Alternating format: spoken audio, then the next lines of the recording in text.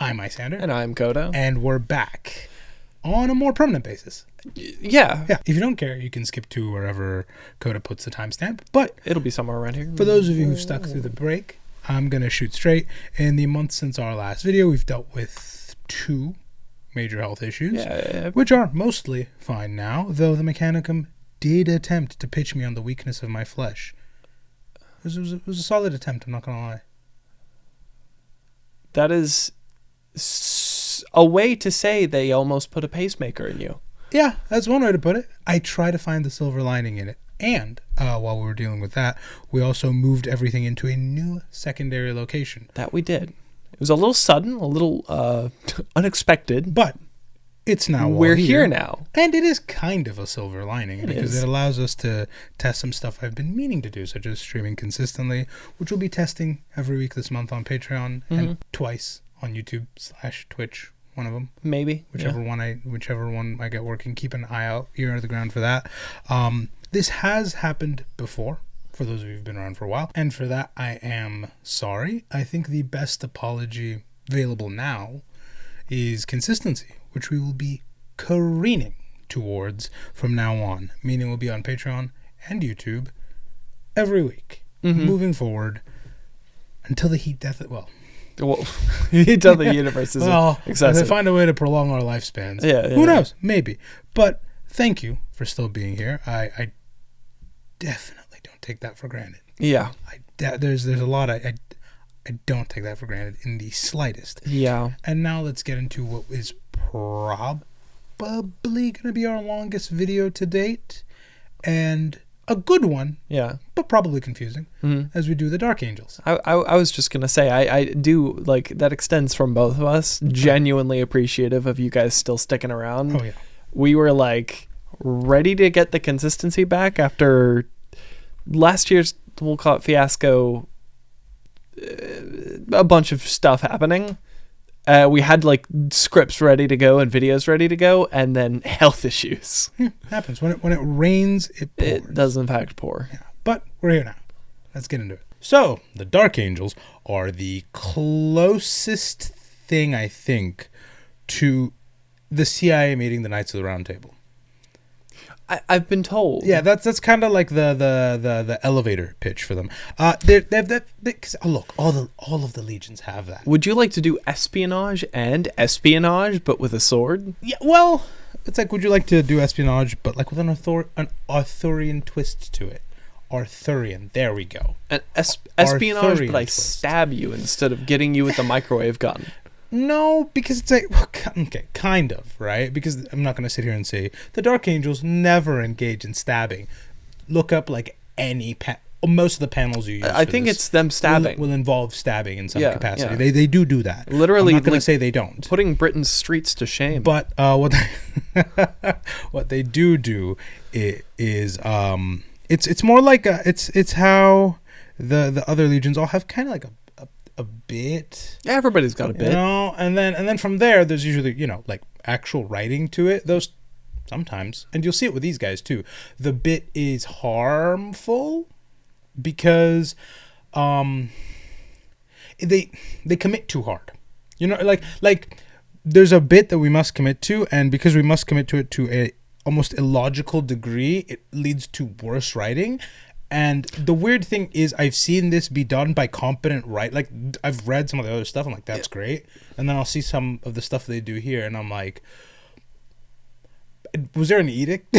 Because I'm not gonna lie, I wouldn't be surprised if there's some kind of internal, they cannot do this kind of a leadership. Yeah, because you see the way like Star Wars has gone, and like you see like Flup Blumbo actually, his nose is in his.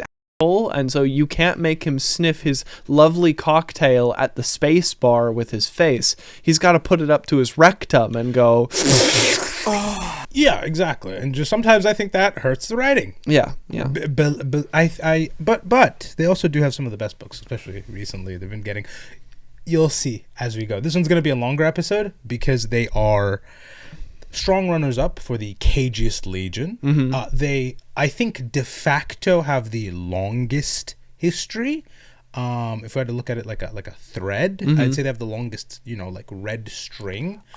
But it's not necessarily like There are legions with more frayed string that make it a bit more complicated to cover. There are some legions with 2 strings kind of meeting and then disconnecting the meeting. And then there's some that are a string that leads straight into an Excel sheet and you're just stuck there for a while. I was going to say some of these legions also feel like you stop thinking of them as like, you can think of them as the legion in their totality, or you can subdivide into the chapters and there's an entire story going on there. That's the thing I love about the Dark Angels.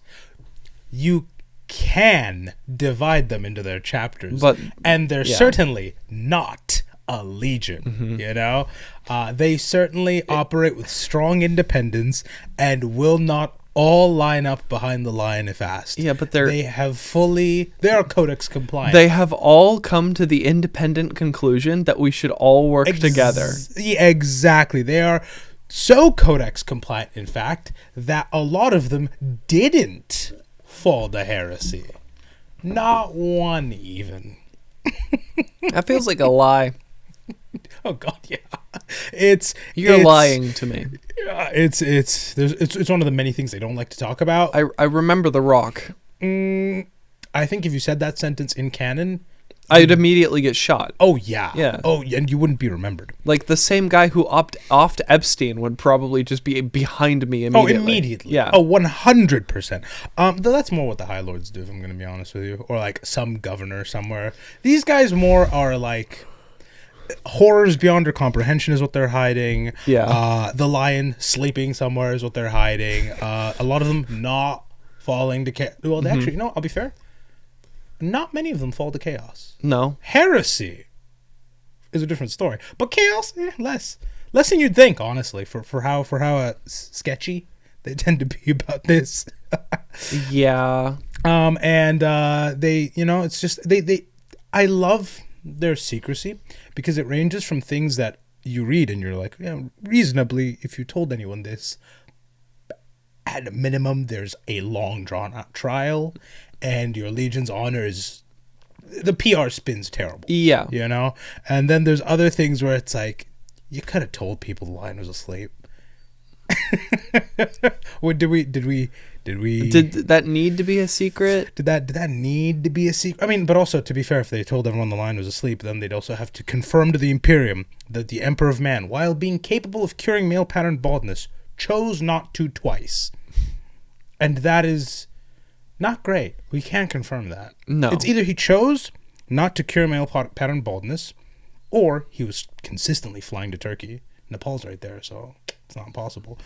Or the lion and Horus are just drowning in testosterone, which is also very possible.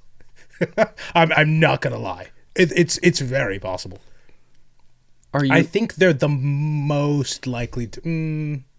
I don't know if they're the most likely to do gear, but I could believe they're high on the list. I could believe that Horus is on test. Oh, for sure. Especially towards the end there. Yeah. Like with Horus peak heresy. No, definitely. Little did we know, it wasn't that the 4 chaos gods were fighting over the controller. He was just on so many steroids that the roid rage took him. Yeah. I mean, you see the way he was fighting. I can kind of see it. But all that comes later. For now, though, they are just a legion. In fact, they are the first legion. See? Definitely not chapters in a trench coat. No. In the very beginning, like when the legions were first being stapled out, they were just a legion. Oh, okay. That's all. Like a lot of them, they didn't have a dad because he was scattered to the 4 winds by chaos. That's the story. Yeah. And so every single one of them seems to have the same story of like, well, where's dad? And just he's been gone. Yeah, and so because of that, they don't have their full bit together yet. You know, their armor doesn't have those nice forest greens going for it yet. The whole like night vibe hasn't coalesced yet. But unlike a lot of their brothers, they do still have a bit of culture because they came first. There's some weird going on with, first. It's complicated if you bring in Alferis and Omega. I'm just going to say first. Okay? The first, last. I'm just going to say maybe second. They came first, and with that came the unique honor of kind of being the 0.1 for the whole Space Marine project. You know, like before we did the full wide release, they were kind of the beta program. testing Space Marines. do you think you just churn out like 1,000,000 super soldiers without trying it out a couple times? No, but I don't think I wouldn't think that the beta version would hold out to this long. Yeah. They were like, usually you don't scrap the beta build, but you tune it enough that like the game looks different. They did have a really bad survival rate in the beginning. Yeah. And it is a bug. It is not a feature. Well, and also that's low relative to today's standards, where the way they recruit, well, the way all of them recruit, is a twist on the Hunger Games. Like, it's a twist on the Hunger Games, a little bit of an orphan crushing machine thrown in there, and then various vibes like, oh, we'll ditch you in Antarctica, figure it out, or oh, we'll lock you in a coffin, you're not hot, So, but at the end of the day, there's here a is lot of Excel, attrition. figure it out, no education. Actually, I do think, don't quote me on this, but I do believe they do get. They don't actually hand the they get Ultramarines a spreadsheet. I think they do get a full K through 12. Okay. I think the Ultramarines are given like a K through 12. Their test is not just figure out a spreadsheet. Yeah, off rip. I do believe, if I remember correctly, they do have like an actual. No university though. Boring. Just K through 12. I'm not gonna comment on it, but I do believe they do get some form of higher education. Much like the military and trades, they just grab you right out of high school, no uni. Well, if anyone would have some form of GI Bill, come on. Yeah, of course. It's Guilliman. Yeah. It's Guilliman. So, I guess they do get to see their families, don't they? every now and then. Yeah. It's kind of. I was going to say, what would a GI Bill matter to them? Like, at the end of the day, they're just like kind of weapons? They are still required to read a lot. Yeah, fair enough. They all have that book memorized. So it's not like they get dumber. But in the very beginning... I don't know. That just feels like... That feels like handing an F-22 a GI Bill. Heaven forbid it takes up philosophy. Can it not do its mission and pontificate on it? I think that's how you get the most well-rounded F-22. Sure. Right? Okay. Right? Not them, though. In the very beginning, it was... the problem wasn't necessarily their specific strain, their specific gene seed that makes them. It was more what it took to get to the stable Dark Angels gene seed. We went through quite a few strains, some about as effective at making you a Space Marine as getting hit by a semi would be, which is to say not at all. No. Fun fact, nothing. getting hit by a semi? Yeah, it just kind not great. Some of those primordial strains really just made genetic messes, for lack of a better term. But eventually, because the Emperor is very persistent, you start getting stable-ish. Eventually. Yeah, stable-ish super soldiers out of this. And after that, they do what I think any dude put through a super soldier program would do, which is they develop a vibe. They just start developing a vibe immediately. Mm-hmm. They are always kind of drawn like they're straight out of a propaganda piece, like in most. Of course. Yeah, which has. I mean, half of Captain America's gimmick is that the U.S. was like, well, propaganda piece. No, but I'm talking Space Marines broadly speaking are drawn like they're in propaganda, because they usually are in propaganda pieces. Yeah. And it does work. They do look cool. It works a bit too well. That's what I mean. Is I'm sure that's like in canon artwork. Like you see posters of Space Marines. Oh yes. Oh, 100%. And it's like their equivalent of Uncle Sam. Just I want you. Yeah. Exactly. They are aware of that kind of perception that they have, and so to some degree, they'll never admit this publicly, they do some things for rule of cool. Like, of course. Just a few things here and there. They're known to. So I watched the secret level short of the 40K episode. Yeah. And half of it's like them just aura farming. Yeah, they're just clip farming half the time. I'm not gonna lie. But to be fair, you cannot just be sitting there nonchalantly just crushing heretic skulls. I'll be fair, I feel like they get to, because on the jobs where they can't aura farm, they're dying. Like a Tyranid bioform the size of a skyscraper is descending on you. You're not really, well, I mean, they still find a way to, but They were doing the equivalent of, that scene in the one of the episodes of the newest season of JJK where it's the one character like literally brushing his hair back as he is punching the hell out of Choso. Space Marines do that all the time. They do that today. These guys are the first, so they're the Aura farmers. Okay. They did it before anyone else. Everybody else is just a shameless poser. Yeah. And so, of course, when they, are reborn as Space Marines, they get to pick their own names, and they pick the names you would think a dude would pick, like it's Hercules, it's Zeus, it's Achilles, you're getting all the greatest hits of heroes throughout humanity. Yeah. And it's just grab a Greek name, any Greek name. Somewhat Greek. They were kind of yanked from everywhere because Are you telling me some of them named themselves Lubu?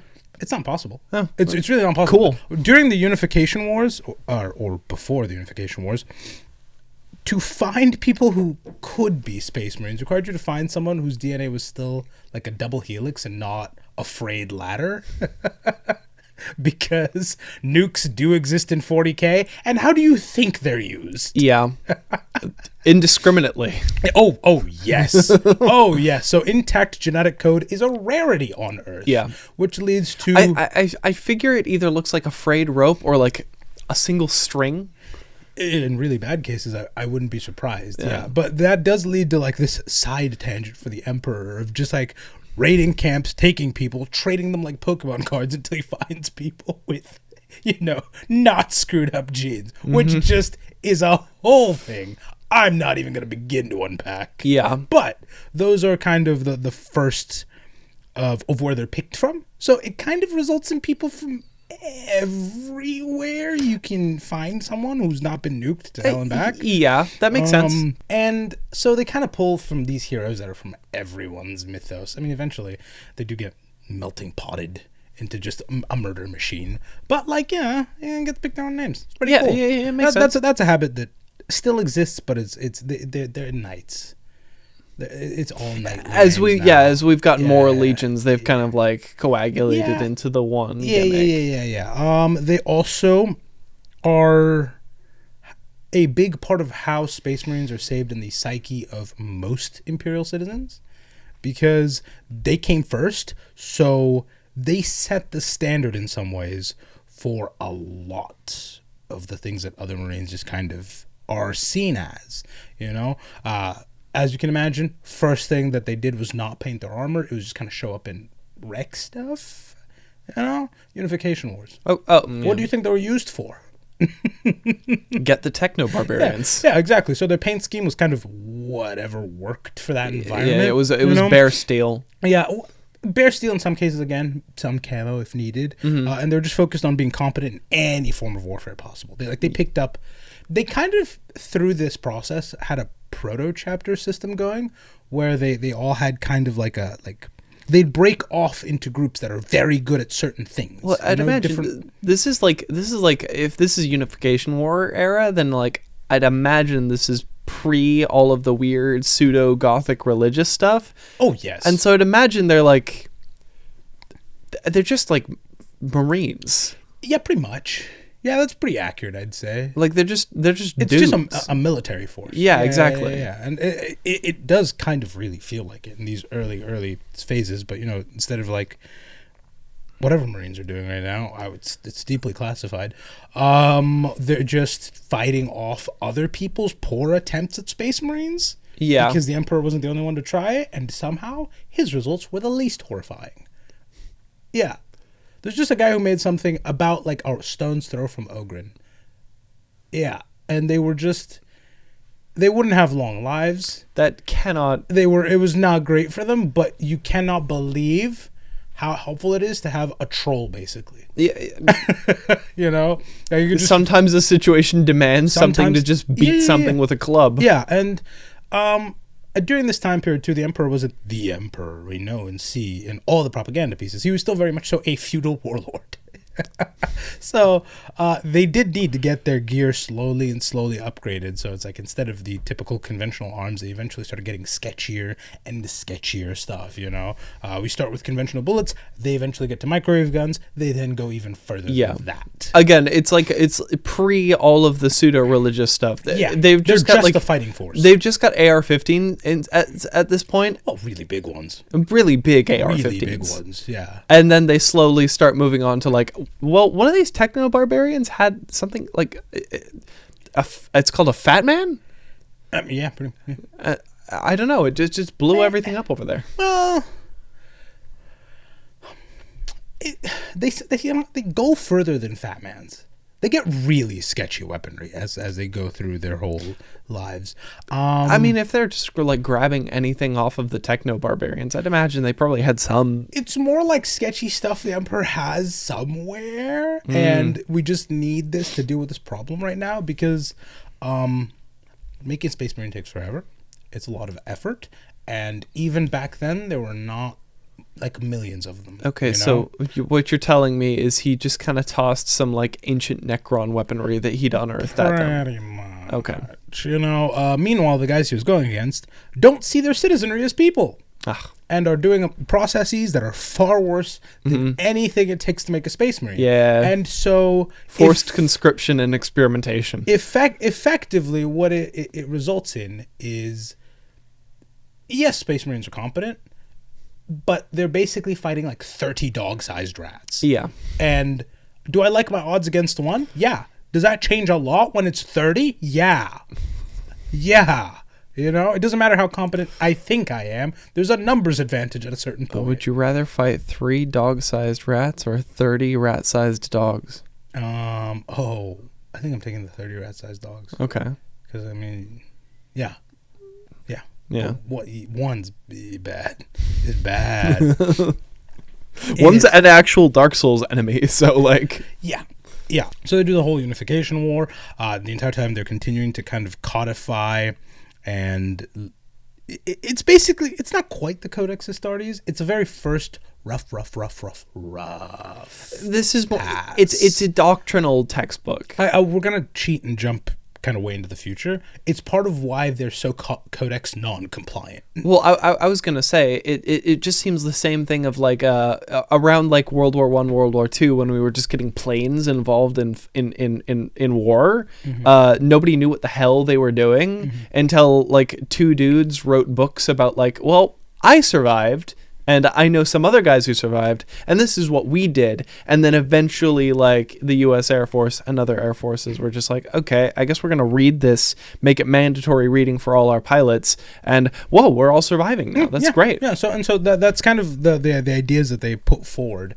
Are they incredibly complicated ideas at this time? No. Yeah, nope. You know what? Some of the most timeless ideas are the simple ones, Don't die. Yeah, seek cover when under fire. Super solid. Don't get shot. Super solid, you know? But this, like I said, is kind of why they become super Codex non-compliant later, because this framework exists and kind of changes over and over and over again until we get to the modern Dark Angels. And when Guilliman says split, they go, neat, we were already doing something very similar. And so all they did was give them different paint jobs and said, we are no longer a legion. Yup. Yeah. Uh-huh. Yeah. But those bones, the bones for that comes way later, start here.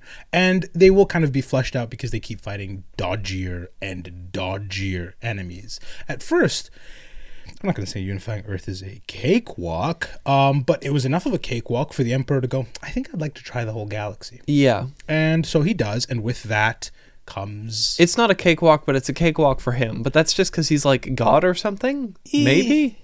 He would prefer if you didn't call him that. Yeah, he'd probably shoot me, but, it is what it is. Earth has an upper limit on sketch.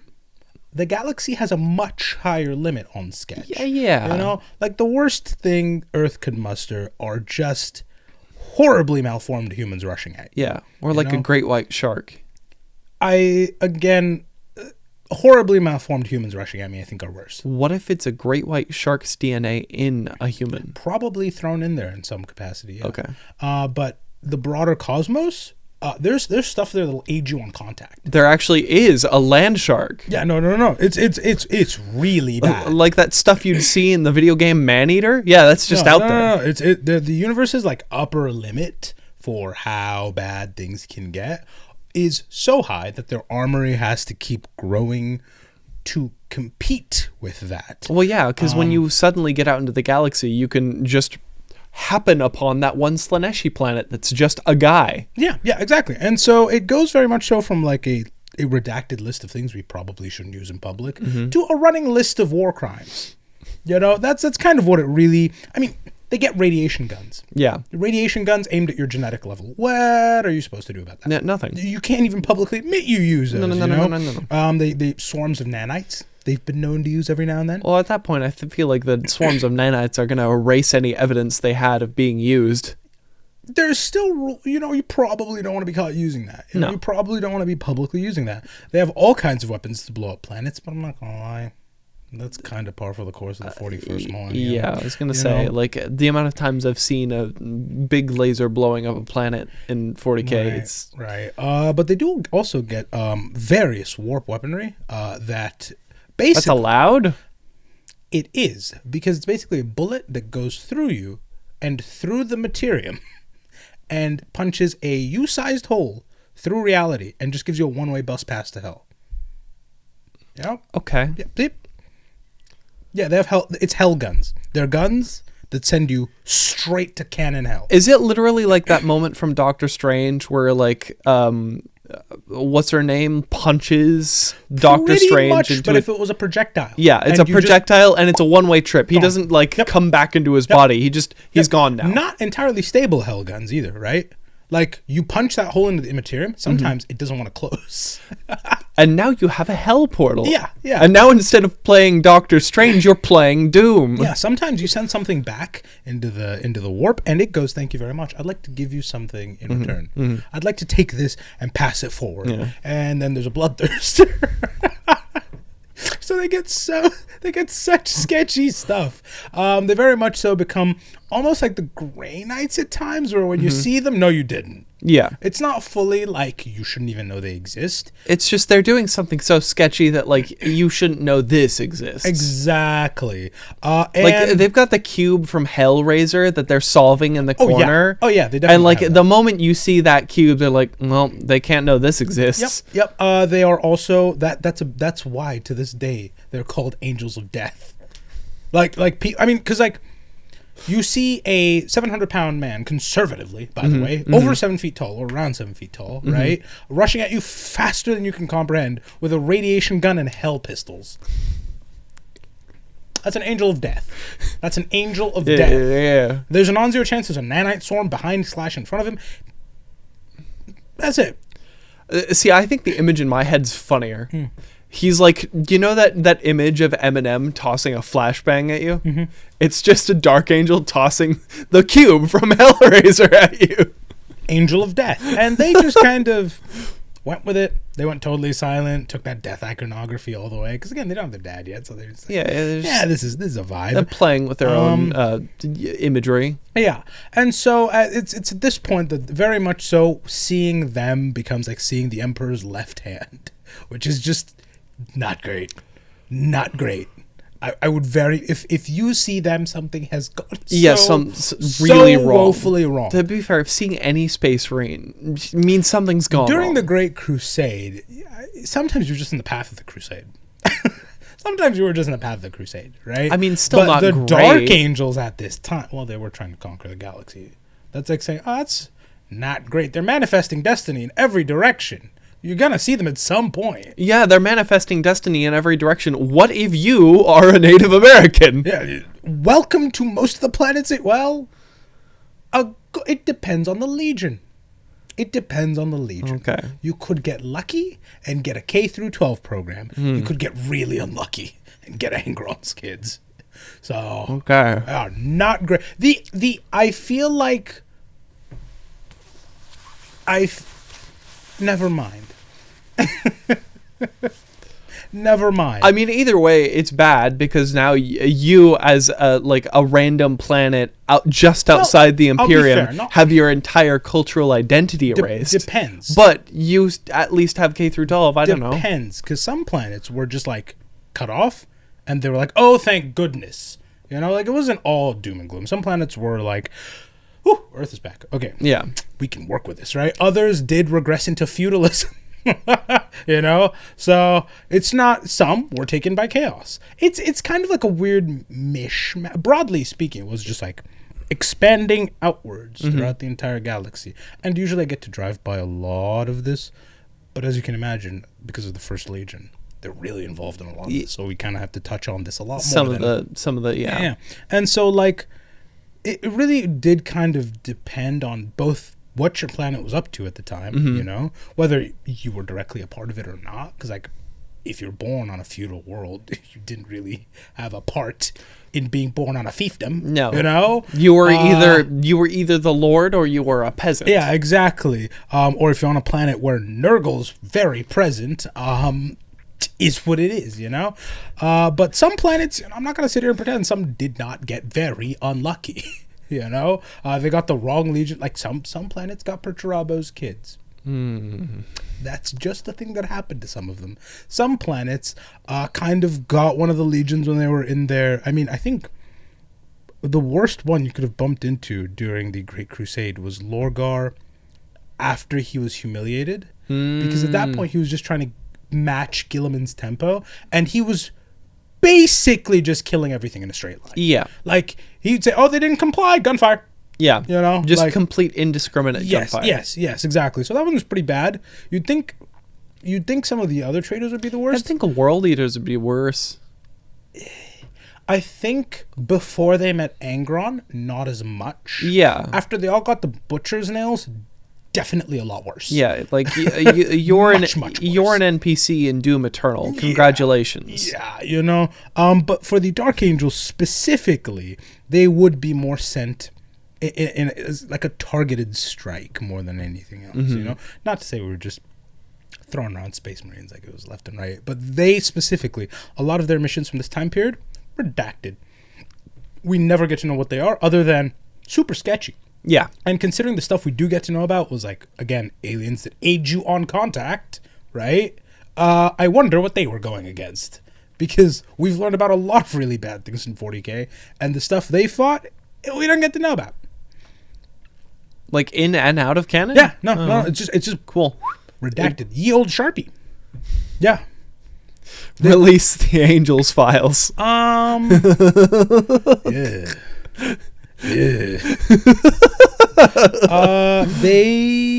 It's probably why the name kind of stuck, you know, the Angels of Death, because when you see a Space Marine, it's not really a good thing, you know. I think if Lorgar showed up, Lorgar was kind of like both worlds. If Lorgar showed up before he was humiliated, it probably wasn't that bad, because his Space Marines stuck around, praise and worship, Sunday school, whatever, right?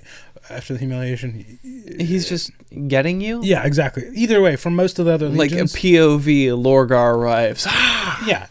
For most of the other legions, you just see a bigger guy. Yeah, you don't get to know whose son it is. Yeah, so they're all just broadly Angels of Death. I'd imagine also, if you're just like a random Imperial peasant and you've been disconnected from the Imperium for a long time, you just see a big guy. You don't care what color their armor is painted. They're pointing a bolter at you. Yeah, exactly. And so they just kind of go first from Earth to the solar system, and then out to the Oort cloud, and then the broader, just entire galaxy to the best of their ability. Spoiler alert, they don't manage the entire galaxy.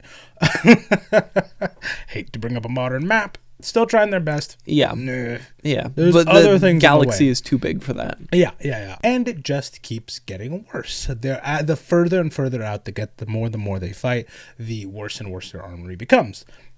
Why a Space Marine with a cancer gun isn't enough, I will never know.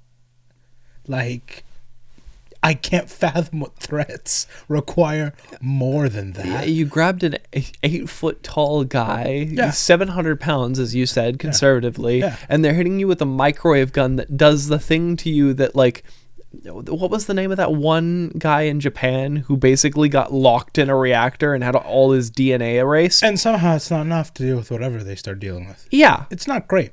It's not great. But yeah, No. they start getting specific gene phages. yeah. They just, specific targeted plagues built for genetic codes. So Nurgle's involved now. No, just the kind of science that you lose sleep at night over. You know what I mean? The kind of lab work that makes you go, wanted to do that, huh? Okay, cool. Yeah, they just, we go from radiation guns to just tsunamis of the stuff. Just, it's there is so much stuff that they use. Frankly, it's an episode unto itself. But to this day, there is still an armory of infinite sketch. We don't know everything that is in there, but we do know there's some stuff in there that, for example, could like outright kill the Emperor. That's just a thing they've used before, running around in the galaxy. Oh yeah, I think we talked about that. Yeah. Like a random sword that just could properly permadeath him. Yeah. Permadeath, whatever it touches, including but not limited to the prune sitting on the golden throne. So yeah, that's just a thing, and it kind of speaks to the trust that the firstborns got because of their position, but they did also get it a little bit rougher than the rest of the kids. You know, kind of like how it works. The eldest child does get like we'll call it the experimentation of their parents. Yeah. So it's like, if we want to do the whole Space Marine thing, let's see what they're fully capable of. And so they just kept getting these kind of spec ops problems. Yeah. that they needed to solve. And they did keep getting better and better weapons. I didn't know the Emperor was a Tiger Mom. Tiger Mom implies he's hovering over them. I don't think that's what was happening here. I just think they had really, really high expectations. Yeah, fair enough. I don't know what the term for that would be, but just crushing expectations, you know? I think that's... It might still be Tiger Mom. I think it's still Tiger Somebody Mom. might be furiously typing, it's a Tiger Mom, ask me how I know, you know? But someone needs I believe for it to be a Tiger Mom, they have to like be floating over you, and the Emperor is not doing that. Does he float? I swear, he looks like he floats. Oh, he could float, I'm sure, but it just would not help him beat the allegations. Someone needs to give him that weird Karen bob. The one where it's like angled forward. I can feel a future version of you photoshopping it in. Maybe. So, for the most of the rest of the Crusade, they're off somewhere doing something with worse weapons than we can even think of at this time. It gets really vague up until the Lion shows up. They, because of a combination of factors, mostly being like, on one hand, the rest of the legions are finding their dads and kind of getting into the swing of things, and B, the difficulty of the missions they're being sent on is so high.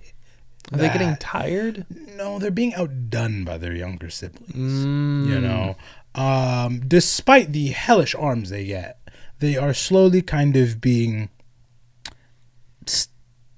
During the Great Crusade, the Emperor was very much so like at home managing all this from a spreadsheet, kind of. You know, he would show up every now and then, but like broadly speaking, he was just like there was a scoreboard somewhere. You know, as any healthy parent has for all your kids. Of course, you have a scoreboard somewhere, right?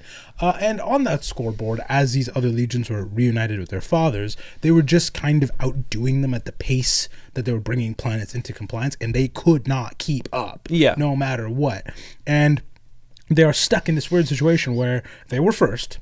And now they have to watch their younger sibling do better in like every conceivable way, and they can't catch up. And they have less time with dad now.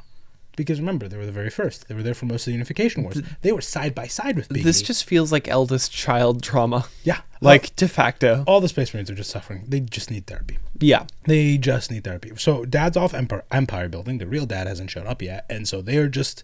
And now they're doing worse than all their siblings. They are still held in high regard, you know. It was very much so... Yeah, it's not like they dropped off the face of the planet. Yeah, it's very much so the Emperor Malkador and then them, right? And then eventually became the Emperor Malkador Horus and then them, which just does not help things. You can really tell who is like the heir and the spare. Yeah, it's really rough. Must feel bad to only become the heir and not the spare, because the true heir just went completely batshit insane. Well, not yet. Horus is very likable at this point. Later on. He's doing great right now. I mean, yeah, right now. Everyone loves him. Yeah. His kids are doing great. Does he have hair still? No. Okay. And also another This thing. was the beginning of the end. No, not even close. He's still very likable at this point. We are still very much so early in the Great Crusade. Like he's just fine. Well, he's breaking the correlation of hair loss to evil. Yeah, but he's not evil yet. But he's lost his hair. He was always bald. Okay. He was always bald. That's Did he come out bald? I assume he never grew any hair. Oh. Like even young Horse, hairless. Well, babies come out with like a little bit of hair. Not Horse, smooth. Okay. Happens. Frightening. Happens, you know? So while... Well, I guess you never know what you're missing if you never have it. Precisely. He's never been tempted. He doesn't even care. But another thing that's kind of hurting them is, as I said, they were kind of writing the book on Space Marine conflict exactly like you were saying of, hey, I survived this war. Mm-hmm. Maybe you should duck when you're being shot at. You know? But with the kind of tenure... Newsflash, bullets can't hit you if you're behind a rock. Exactly. With the kind of tenure they have, they begin not resting on their laurels, but they're not iterating on the book at the same pace they once were, you know? Partially caused by the valid argument that anytime somebody would try to correct them, they had fought redacted. Yeah. I've literally seen it all. You know? What can you tell me? Again, there's just a real life example of this. What? I'm gonna nerd out on planes for a second. I'm sorry, but there's something called the fighter mafia, and it's literally like a bunch of generals who landed themselves in positions of like doing procurement of planes. And their whole deal was, well, fighter planes have worked for this many years, as long as I've known. Fighter planes are going to continue to work forever, and that's why we have the F-16, F-15, and F-22. Exactly what they're doing right now. Yeah. Verbatim. It's like, we don't need to change. This has always worked. And so they Oh, and the A-10. while their other siblings are kind of That's more iterating. of an attack aircraft. Sorry. Are kind of iterating on the whole thing and changing a little bit. They're staying right where they are. They have every single combination of Space Marine you could ever need and every single formation you could ever really need, and they can deal with most things just fine. However, they can only be outdone for so long, you know? And their kind of internal ego begins to cause cracks and schisms within the Legion as more and more their younger siblings are doing better, and they're just out there, well, like... Some of them are thinking, oh God, we have to modernize, and some of them are like, no, we just have to keep doing what we're doing. Yeah. And so this leads to this kind of... These are mostly internal issues for the most part, but they are brought out into the light when they are sent out on one of these missions where they're fighting a Sharpie line, and it goes so badly for them, they have to run an exterminatus behind them. Just exterminatus as you go? Yeah. So much finger pointing came after this. Like, there was so much infighting of, we only lost because of this, that they could not pick a competent leader. There were too many in-groups going, no, this guy's better, that Malkador had to step in. He had to go, no, this guy's in charge now. We are done. We are done. Because the last one died during this bungled operation. Yeah, and so they were just trying to figure out who's going to lead us now. Yes. And so Malkador picks out a guy. He's the new guy in charge. And then he sticks reporters right next to him at all times. And for most other people, this is when they'd meet their dad. Everything would be great. And this is like the upswing, you know? Like the Legion's glorious rise from the ashes. No. No. Unfortunately, the next thing they meet is the Rangda, who I always run by. The what? Because the Rangda is something you will see very frequently, mostly as the word right in front of a Xenocide. We always love the word Xenocide. They are not relevant in 40K because they did not make it to 40K, but that does not mean they are irrelevant because they were such a credible threat that none could be left. Yeah. Like, they were so bad. First of all, they're so bad, they're an episode all to themselves. Mm-hmm. It's a whole thing what happens. But we will give you a little teaser, because they do bully the hell out of the Dark Angels. The new guy, Malcador, gets put in charge by Malcador. Dead. Immediately? Yes. Whoa. Yeah. Whoa. Yeah. Okay. I think up until that point, it's a fair kind of assertion to make that they are the single largest threat the Imperium has faced. Yeah. Because I haven't seen Chaos in all its glory yet. The Tyranids are off doing something, So right now, they are the most dangerous thing they have seen and will see for quite a while. Mm-hmm. It's so bad that word gets back to Earth and we got to start sending expedition fleets. I don't know what happened, but the Dark Angels are not idiots. No. For them to lose that badly, what did something has to have happened Every single to them. fleet dies. Not one makes it back. And this is just the reporting fleet. Yeah. They slaughter Space Marines at a rate we only see today. Okay, cool. It is mental how thousands of Astartes, they were being treated like guardsmen at a certain point. It's so bad. Entire fleets are gone. Each engagement, it took to finally put the kibosh on this, right? Mm-hmm. It took 3 Primarchs, over 250,000 Space Marines, and of those 250,000, about a third would die. And the Emperor himself had to be involved, and he had to use something we still don't fully understand, and is so sketch we're not allowed to. And this was not meant to bring them into compliance. It was just meant to erase that page. They are not. I'm not dealing with this again. Yeah. This is the one and done. I mean, probably the same thing he was trying to do with the Hrud and failed.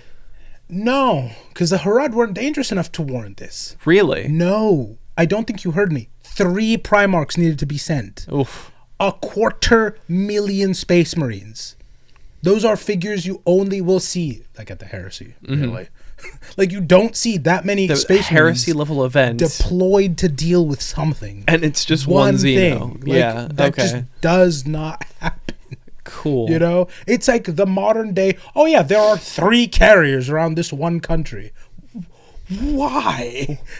What did they do to deserve that? What did they do? It's just such a... 3 carriers around this country and 1 sank. It's that level of, Huh. Okay. All right. Sure. That's not great. And so that's the thing that they run into during this deeply shattered state. And it goes so badly. Of course that guy dies immediately. Of course so many Dark Angels die. And of course this immediately causes so much infighting, they just scatter to the 4 winds. Sure. Okay. Yeah. I mean, it makes sense. It's imagine you've gone 48 hours without sleep and then somebody punches you in the head. You're going to kind of fall apart at that point. Dude, it's made worse by the fact that at this stage of the Crusade, like I said, a lot of Primarchs have been found, including Guilliman. And I'm sure he's so cordial about this situation. My goat. He had notes for them after this defeat. Mm-hmm. He is... I love Guilliman. I assume he deals with this situation with complete grace? He's an utterly unchanging character. Uh-huh. He is... I mean, you all know who Guilliman is, but just in case you don't, he would go on to publish the Codex Astartes, which basically was a book that told thousands of veterans that I have solved war. Here are my notes. Don't criticize. Don't even try to edit it. Yeah. Just repeat. I will be fair. He did die before he could tell them. You should probably just kind of treat this as a text to refer to, not necessarily the Holy Bible. Unfortunately, it would go on to be the Holy Bible of War. Happens. Yep. Sure. He's not that bad yet. However, he does proceed to scold them after they got folded like laundry. Because at this point, he has solved war. He just hasn't written it down for their convenience yet. He just has a bunch of sticky notes like left around. Yeah. They're incomprehensible to anyone but himself, Yes. but he doesn't understand that, so he keeps showing them to him. Yeah. And so this legion, at their absolute lowest, gets scolded by Guilliman and kind of the rest of the 13th Legion, who are outdoing them at an absurd level at this point, because of course they are. Yeah, this is they their have Guilliman gimmick. and everything. Yeah, That's like their whole thing. They were found with an entire working sub empire. Yeah, and so he feels like they're further than the Dark Angels are, and he will not hesitate to inform them of that fact, as well as the fact that their infighting and arrogance is the main cause of these brutal losses and deaths. Cool. Which is why they opt to just ball out of their minds, scatter to the four winds, and I will be fair, stop falling behind the other legions in conquest, because they take the approach of I will die trying. Okay, fair enough. They clutched it up. Like, no, a full 10% of them died trying to outpace Horus and his kids. I think that... No. That registered. I'm just trying to think of an allegory, and the closest one I have is somebody's in the middle of an Overwatch game, and their tank tells them that you're playing DPS, why do you have bronze damage? And suddenly they go into their reserve cache of meth and immediately clutch it up and win the game. Worse. Did you hear who I said they were trying to outdo? Who? This is a legion without a father attempting to outdo the master of assault. They're trying to beat someone at their very, very specialized task. Okay. That's the bar they're comparing themselves to. Sure. It's so unfair. Yeah, no. It's so patently like you're saying, like those Tiger Mom level expectations. How were they ever supposed to match that? I just want to go to an art college. No, you will be an engineer. Well, it's worse than that, because it's like they want to be an engineer, but their brother's an actual savant. like you know the level of mathematician where they dream about it? I'm good at math. Sure, I don't dream about it. They can recite pi off rip to like the 50th decimal, and that's not them memorizing it, it's them calculating it in real time. Yeah. It's just it's so patently unfair at this point. It's so patently unfair, but they still are trying their very best, and it leads to horrific losses. They do this all kind of quietly. They don't let anyone know how bad it's getting on the inside, because in their mind, we're the first. Our shadow looms. Literally, everyone is named after we are. Yeah. It's a title they gave us. We lead by example. If we show that we're breaking, what does that say for the rest of them? Gotta keep it together for the younger siblings. Yeah. They it's both a very healthy and the least healthy mentality. Yeah. Like wrapped into one. Well, because at the end of the day, you got to keep it together so that you don't like demoralize your younger siblings, but also at the same time, you have feelings and should be able to express them. You should be able to admit defeat without literally sooner dying than doing so. Yeah. You know? By the way, still like that to this day. That trait does not leave. The caginess. Yep. I saw. Yep. They meet armies that outnumber them by massive multiples, and they just keep going no matter what until eventually they do catch a break and finding their father LARPing as a knight somewhere. Look, it's a bit odd. What's a Ren fair between some friends? Whatever. Whatever. And this is a universe where if you're fast enough, a sword can still outdo bullets. So they catch Lion at a Ren fair, getting fed beer by one of those beer wenches. I'd say not inaccurate. Or he's like a guy at the Ren fair who you can tell like, oh, you could kill me. Mm-hmm. You know what I mean? Like the it's not fencing. What is it? Hema? Sure. I don't think it's fully that. Basically the sword play. Yeah, Hema. sword fighting. Yeah. Historical European martial arts. Exactly. Yeah. He's the guy you see there that's where what you're the like, acronym is. There's people there who are swinging swords at each other and it's all well and good. And then you see one guy where you're like, if you were born in a different time period, I'd have been beheaded. Yeah, you have technique and strength. It's a wonder that I am not dead, even with the dull blade you're using for this this very training skirmish. That is exactly what the Lion's like. And, this is all obviously easily shown when he duels one of his sons in full Terminator armor and whoops them. Yeah. He did, I'll be fair, put up enough of a fight that the Lion was like, okay, we're related on some level. I can see it. Yeah. It's like seeing somebody handle a great sword properly for the first time. Yeah. Like I remember, because my only exposure to like great swords was video games before seeing actual like HEMA stuff going on, and then I saw a HEMA video of somebody using one as it should, and they're whipping that shit around, and I'm like, this is how people just die. Pre-guns, that killed several people. Oh yeah. Because you've got the weight and the reach, and it's like, you can control that. And then from there, normal thing happens. Revelry, they get their whole name, they get a new vibe, you know exactly what's going on. The second the Lion sees the Excel sheet showing his legion kind of spread like dust, immediately he's like, well, we need to fix that. Yeah, this is a problem. And so a mini crusade starts to kind of reunite them and get them all into, they were spread real far, trying to find the most creative ways to die in action. A crusade within a crusade. I think this is like a micro crusade to re-crusade the people who were crusading the big crusade. Because they stopped crusading the big crusade and so now they need to be re-crusaded to be brought together. Yeah. Because they were all, at some point, like a huge chunk of them are just trying to like die in action pretty much.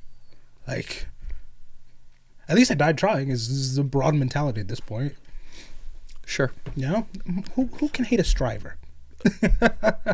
And so he gets them all. I'm not going to call that striving.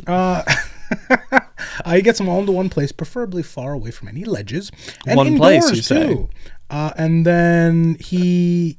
Oh, the statuettes aren't on the shelves anymore. And then from there, he kind of molds them into a mostly functional, single, coherent legion. Yeah.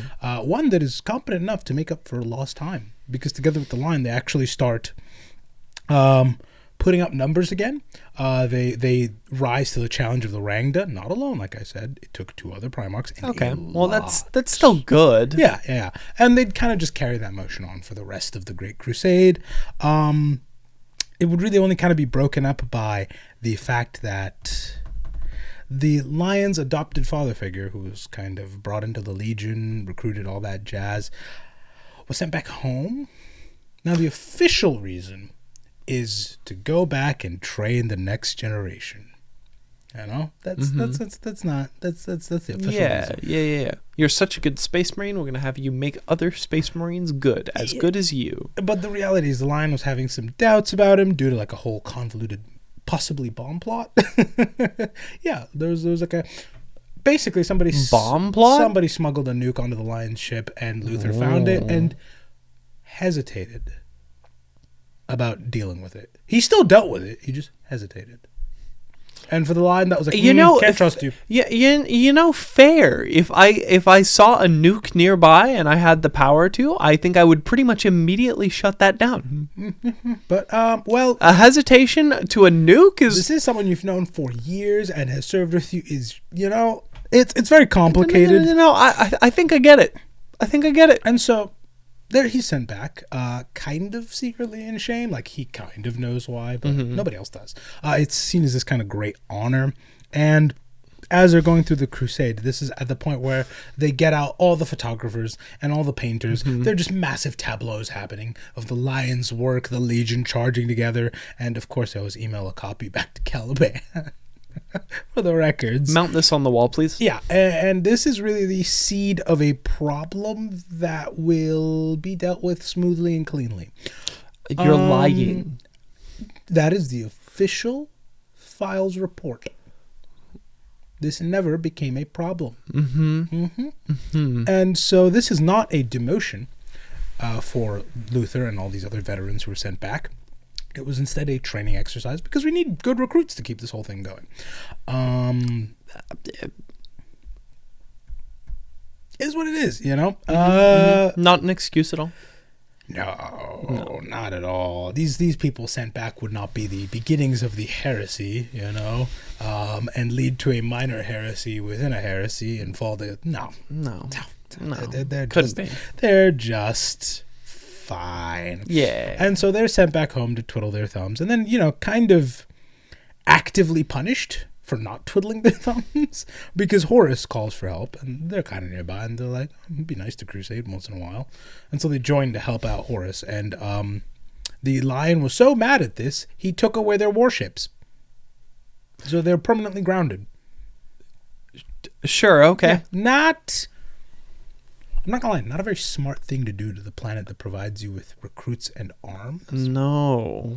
Especially because how are you going to get the recruits and arms to you if they don't have any ships to get them? The Lion's been very strict, though. He's been very like, I gave you orders, do them. Tiger Mom too. Yeah.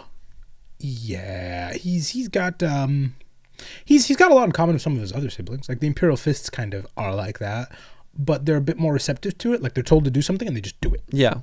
Well, they're pretty much blunt. Like you tell them like something and they don't read into That's it. That's the thing I love the most about the Dark Angels. You can see like a little bit of every legion in there. Mm-hmm. Just a bit. Enough for you to believe like, oh yeah, this was round one of this kind of go around. Yeah. And then they got weirder and weirder. Like they're the default Oreo, and then you get to the Blood Angels, and you find like the weird like honeycomb like chocolate chip Oreos. I think there's like celebrity themed ones. Yeah. I think it's like yeah. So yes, pretty much. I would say that's a pretty accurate assessment. Honestly. So what? Like you can find Pedro Pascal on an Oreo or something? I believe it's like their favorite combination of things. Look. Oreo is stuck in a very interesting predicament because they hit their first song was a classic. Yeah. No, it's like the college humor bit. You won. Mm-hmm. You won snacks. Mm-hmm. Stop inventing new Oreos. No. They kind of opened it up with a classic, a staple that's never going to really be challenged in the space, and they don't know what to do with it. I appreciate the commitment to the craft, though, and the fact that they're still trying. I kind of don't, because I really don't want to see. We would not have gotten mint without this kind of experimentation. I don't want Eldritch honey barbecue Oreo flavors. But then we got mint out of it. No. Mint, I think, is worth it. Mint's fine. See? But like, who knows what's around the corner? Who knows what's around the corner? I'm for Oreos continuing to experiment. No. Horus would also start to experiment with Oreos. No, with a heresy. A whole it gets super bad. The Dark Angels. He actually would take all of the frostings in the Oreo, stick them together, and eat them like that. That's true heresy. That is a true heresy. It was so bad it cleft the galaxy in twain. Brother turned against brother, and the Imperium begins to eat at itself over Oreos. Believe it or not. One half of the Imperium is all cookie, one half the Imperium is all frosting. Yep. And the Dark Angels are late. They even after the line, they were still dealing with like. Could they not figure out which part of the cookie they liked the most? Remember, they were dealing with enemies that are best described by a single line of Sharpie. Okay. And so when the line showed up, that didn't change very much. So they were off dealing with redacted when this started. The rest of the Imperium was dealing with which is better, the cream or the cookie, and the Dark Angels are dealing with left Twix and right Twix. Yeah, it's a whole problem. And I will be fair. This episode is not sponsored, but if Twix wants to send us a boatload of candy, please. Actually, don't. I have a diet I need to keep. During this is something I like that they actually bother to touch on for a broad chunk of the heresy. It's communication is not great. It's very messy. Like we when we imagine war, it's very much so like I declare war and everyone lines up really neatly and we know who are the belligerents. But like the heresy actually bothers to show a lot of confusion, and a lot of like, what do you mean Horus is a traitor? War is what confusing. Are you talking about? You know, there's this Instagram reel I saw quite recently, and it's like a Viking TV show or something, and it's somebody going, "How do you know that the guys you're killing are like the good, not the bad, or not the good guys?" And he's like, "Well, I don't know. I guess I just know the rest of my crew. Like that. He's not familiar. He's not familiar." No, it's that level of confusion, pretty much. Of just like, well, we're just, I guess, getting attacked. But once it's pretty settled, they do a lot. They are not idle during a vast chunk of the heresy, I would say. They go toe-to-toe with a bunch of the traitors. They enter several long, drawn-out fights with the Night Lords, one of which is enduring having Conrad Kurz loose within the four walls of your home, which just... literally just a skinwalker running through your walls. Yeah, not great. That kind of drove the line a little nuts, trying to catch him and find him and deal with that. At which point, he never manages to, and he gets loose on Guilliman's homeworld, which, not great. That definitely hurts sibling relations when you unleash a terrible serial killer into my home. It's like having a fire ant problem and you can't deal with it, and then you go visit a friend and the fire ants traveled on your shoes into your friend's house. Now your friend's house has fire ants. And as any good friend does, he enforces martial law about it without asking Guilliman, which is a choice. Full bands are formed to try and hunt him down. The Lion himself is trying to hunt him down. He becomes quite obsessive, let's call it. Others would call it bombing population centers. There are different terms for this, but it was all in an attempt to catch Kurz. Meanwhile, another chunk of the Legion is off trying to catch Typhon. They're really overachievers. They're spreading themselves thin. Yeah, and another chunk is also helping out the Space Wolves against the Alpha Legion, because that's like a whole thing. And all the while back at home, Luther has decided to secede from the Union, which is just, great. Yeah, of course. Very, very helpful mid-war, especially when you consider that's where all their recruits come from. Yeah, so now... that's a problem that they now have to deal with at a later date. But those recruits, to be fair... Did they stop recruiting us, or is it just warp storms? Who knows? Maybe they just can't get to us. It's a problem for later. We have more pertinent problems right now. There is so much confusion to these stories. Yes. And so that's going on off in the background. And of those new recruits who are kind of being converted over by Luther, they're kind of all staying on Caliban and reinforcing it. And he forces them to compress the timeline to make Space Marines, so they're just kind of being pressed out more and more and more and more and more. And now there are thousands of them on the planet being stamped out, swearing fealty to him and Caliban, not necessarily the Emperor. But again, the Emperor must be so pleased about that bit. He doesn't know about it. Okay. He doesn't know about it. They're swearing fealty to the Order of Caliban, It's fine. It's okay. It's not that big of a deal. Thankfully, there are more pressing matters at this point, because all communication is cut out, and there's a very legitimate fear at this point that the Emperor is dead.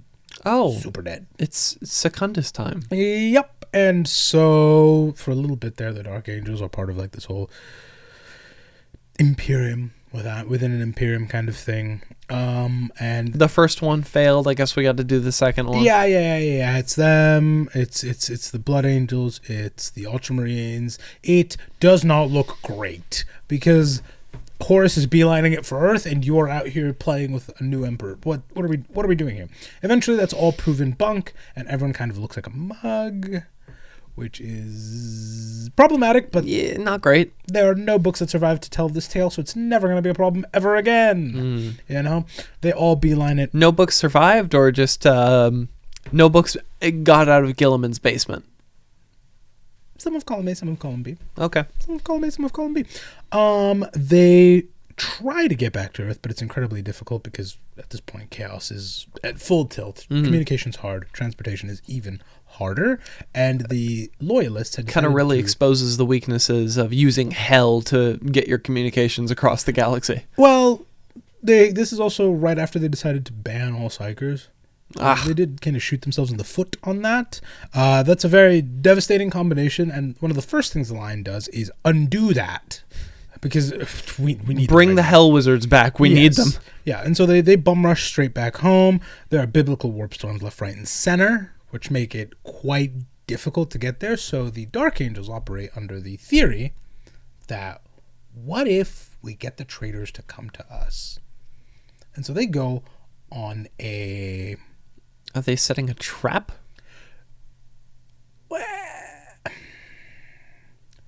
If you call setting a man's home on fire while he's not there a trap, then yeah. Sure. So they just go on several bombing campaigns across all the traitors' homeworlds. Just left, right, and center. Just an arson campaign? Their theory is, well, if somebody bombed Caliban, we'd come back. Little do they know, they don't care. No. They'd rather kill the Emperor now than deal with that, you know? And so it's a solid theory, but it does not do very much, unfortunately. But A for effort. You know, eventually they press forward with the rest of their siblings, and this kind of forces Horus to kill the Emperor. Don't. Spoiler alert, he doesn't. Well, the Emperor is grievously wounded. He gets close. Horus is so dead, you might as well rip that page out of your book. Is that still canon? I thought that got reworked. Did they rework it? I hope not. I hope Horus is super dead. I like him super dead. Yeah, being dead beyond belief. I feel like it's really jarring because you expect the main characters of some of these, especially considering some have come back. He's gone. This is the end for Horus. It was a heresy, and now other people are struggling to pick up the mantle that he left behind. Yeah, true death. Yes, I do really appreciate that. And everyone else is left depressed. Well, all the loyalists are left depressed. I mean, yeah, because Papa is now just gonna like a skeleton. We in objectively a chair. failed, is how they feel. Yeah. The traitors are just running as fast as they can, and unfortunately for our Dark Angels, they felt a fraction of what we all felt in 2018 when Thanos snapped. What? The disappointment of the heroes losing? Oh, the traitors felt that? No, the loyalists. Yeah. It's simply a fraction of what we all felt. Of course. Yeah. Only a fraction. Yeah. And then, unfortunately for everyone involved, Guilliman's whole plan about rebuilding the Imperium. We should probably have working freeways after a war. Kind of wins over more people than the Lions' approach of kill them. I want a revenge crusade and I want it now. How are you going to have a revenge crusade if you can't even get cars across the freeway? That is not the Lions' concern right now. Mm-hmm. Okay. But Guilliman's He'll ratchet strap a Hummer together just to drive across the planet to get him. Yeah, Guilliman's plan, unfortunately, is more popular, so they just consolidate and rebuild, and there is no secondary crusade, and they just head home. And when they get there, they discover in at least one part of the galaxy, there's a heresy still going on. They can still have their crusade. What a happy ending. Yeah. Now, if you ask the Dark Angels what happens, their recounting would be, we got back home and we found out we all collectively had left our ovens on across the entire planet. And now they were all on fire. The resulting blaze was so brutal, nothing survived at all. And in the smoke, we lost the lion. He was probably heroically darting off to put out all the fires and hunt down the traitors. Failures. Yeah, the ovens. The failures. They left the ovens on. Yeah. And so, unfortunately, we can't let you see our recruitment paperwork for that time period because it was all printed on fragile, flammable papyrus. Mm-hmm. And so, here's our current head count, and it has not changed. It's exactly the same. It's exactly what it was right before the heresy. We have taken a lot of time to get our head count right by carefully reconstructing it with a thrilling game of heads up, 7-up across the entire Legion. It was really fun. We put some new smoke detectors in, and this will never happen again. I genuinely love the weird game of Space Marine laundering the Dark Angels play. Yeah. And so their head counts are accurate, and this is not a problem at all. Thank you very much. Mm-hmm. However, some people would say an oven wasn't involved, but rather one traitor just kind of getting everybody riled up. Well, here's a very interesting thing about it. One spurned man. Here's a super interesting thing about it. Luther was 10 toes down, a traitor, right? There's a good chunk of Dark Angels there who weren't per se. Did they get just like the Lion swept up in like a mass hysteria event? Well, Lion shows up. Luther orders his loyalists to fire. The Lion fires back, and everyone who's on the planet and was kind of on it is now, it's a self-defense thing. Yeah. You know? And so it kind of consolidates the lines of traitor versus not. Yeah. In a very confusing and instant moment. And so this large contingent of their own legion, led by Luther, had rebelled and were duking it out to the last Astarte with them, which they did. It was kind of harrowing. The entire planet rips itself apart due to the orbital bombardment and a massive warp storm happening at the same time too. The result is a lot of dead Dark Angels. Of course. Yeah, you know, and a planet exploding would do that to you. The Lion mortally wounded, and Luther utterly insane. Because Chaos, being the pot stirrers that they are, decided to rip the blindfold off right as he killed the Lion, just to let him see exactly what he was doing. Because they can't help themselves. And he's just sat there on the ruins of this planet weeping as the remaining loyalists detain him. There's a lot of traitors. They don't all die. And the warp storm swallows them and kind of to the four winds. Okay. Never to be seen again. They're going to be seen again. Yeah. They're always going to be seen again. Yeah, at this point, I have to put air quotes in front of everything you say. Yes. And, well, they'll be seen anywhere and any when from now on. Meaning, technically, they could have already been around because of the way time in the warp works. They may be flung into the past. Great, we have to deal with time paradoxes. We haven't dealt with that yet, thankfully. They've just been flung. How do we know? I mean, GW has some great writers. I'm sure one would love. They've tackled this before. They've tried to. The Dark Angels deal with so much. They feel like they're very heavily weighted because now we're adding a time paradox into the weird like First Legion and now Night allegory that we've got going in. Yep. They're, if I remember correctly, there's so much to them. By the way, I'm not even covering like all of it. Yeah, there's so much to them, right? But if I remember correctly, they did try to prevent Caliban from falling using some time shenanigans, and it results in a paradox that is somehow worse. So they just have to ride it out, if I remember right. Yep. Yeah, there's a lot of really fun characters involved in this that are concept. You can say a lot about the Dark Angels. You can never say they're lazy. I don't think you can say they're lazy. I don't think you can say they're boring. No, they're always doing stuff. So theoretically, yes, the Fallen could have technically been here this entire time. Maybe the Fallen were the friends we made along the way. Maybe the Fallen are in the room with us right now. Possibly. They could be any one of us. But or we could be listened to by the Fallen. Who knows? Uh-oh. But thankfully, that cannot bode well. No, again, not all of the Fallen were hardline traitors. You know, they were just a little traitorous. You know, being orbitally bombarded. You know, this. It is not impossible for somebody else to be piloting the Lion ship because again, a whole heresy is happening right now, and suddenly the Lion ship comes back, and suddenly it's shooting at us. I don't know if that's not Horus on the bridge. There's a lot of confusion. There's valid reasons to fire back. I'm not going to lie. Yeah. Some of them are traitors. Just not all of them. Yeah. You know? And some of them are simply confused. Yeah. We haven't dealt with any... Well, we can't... It's complicated. Mostly, we deal with them moving forward for the next 10,000 years. As they have kind of... Look, they were never...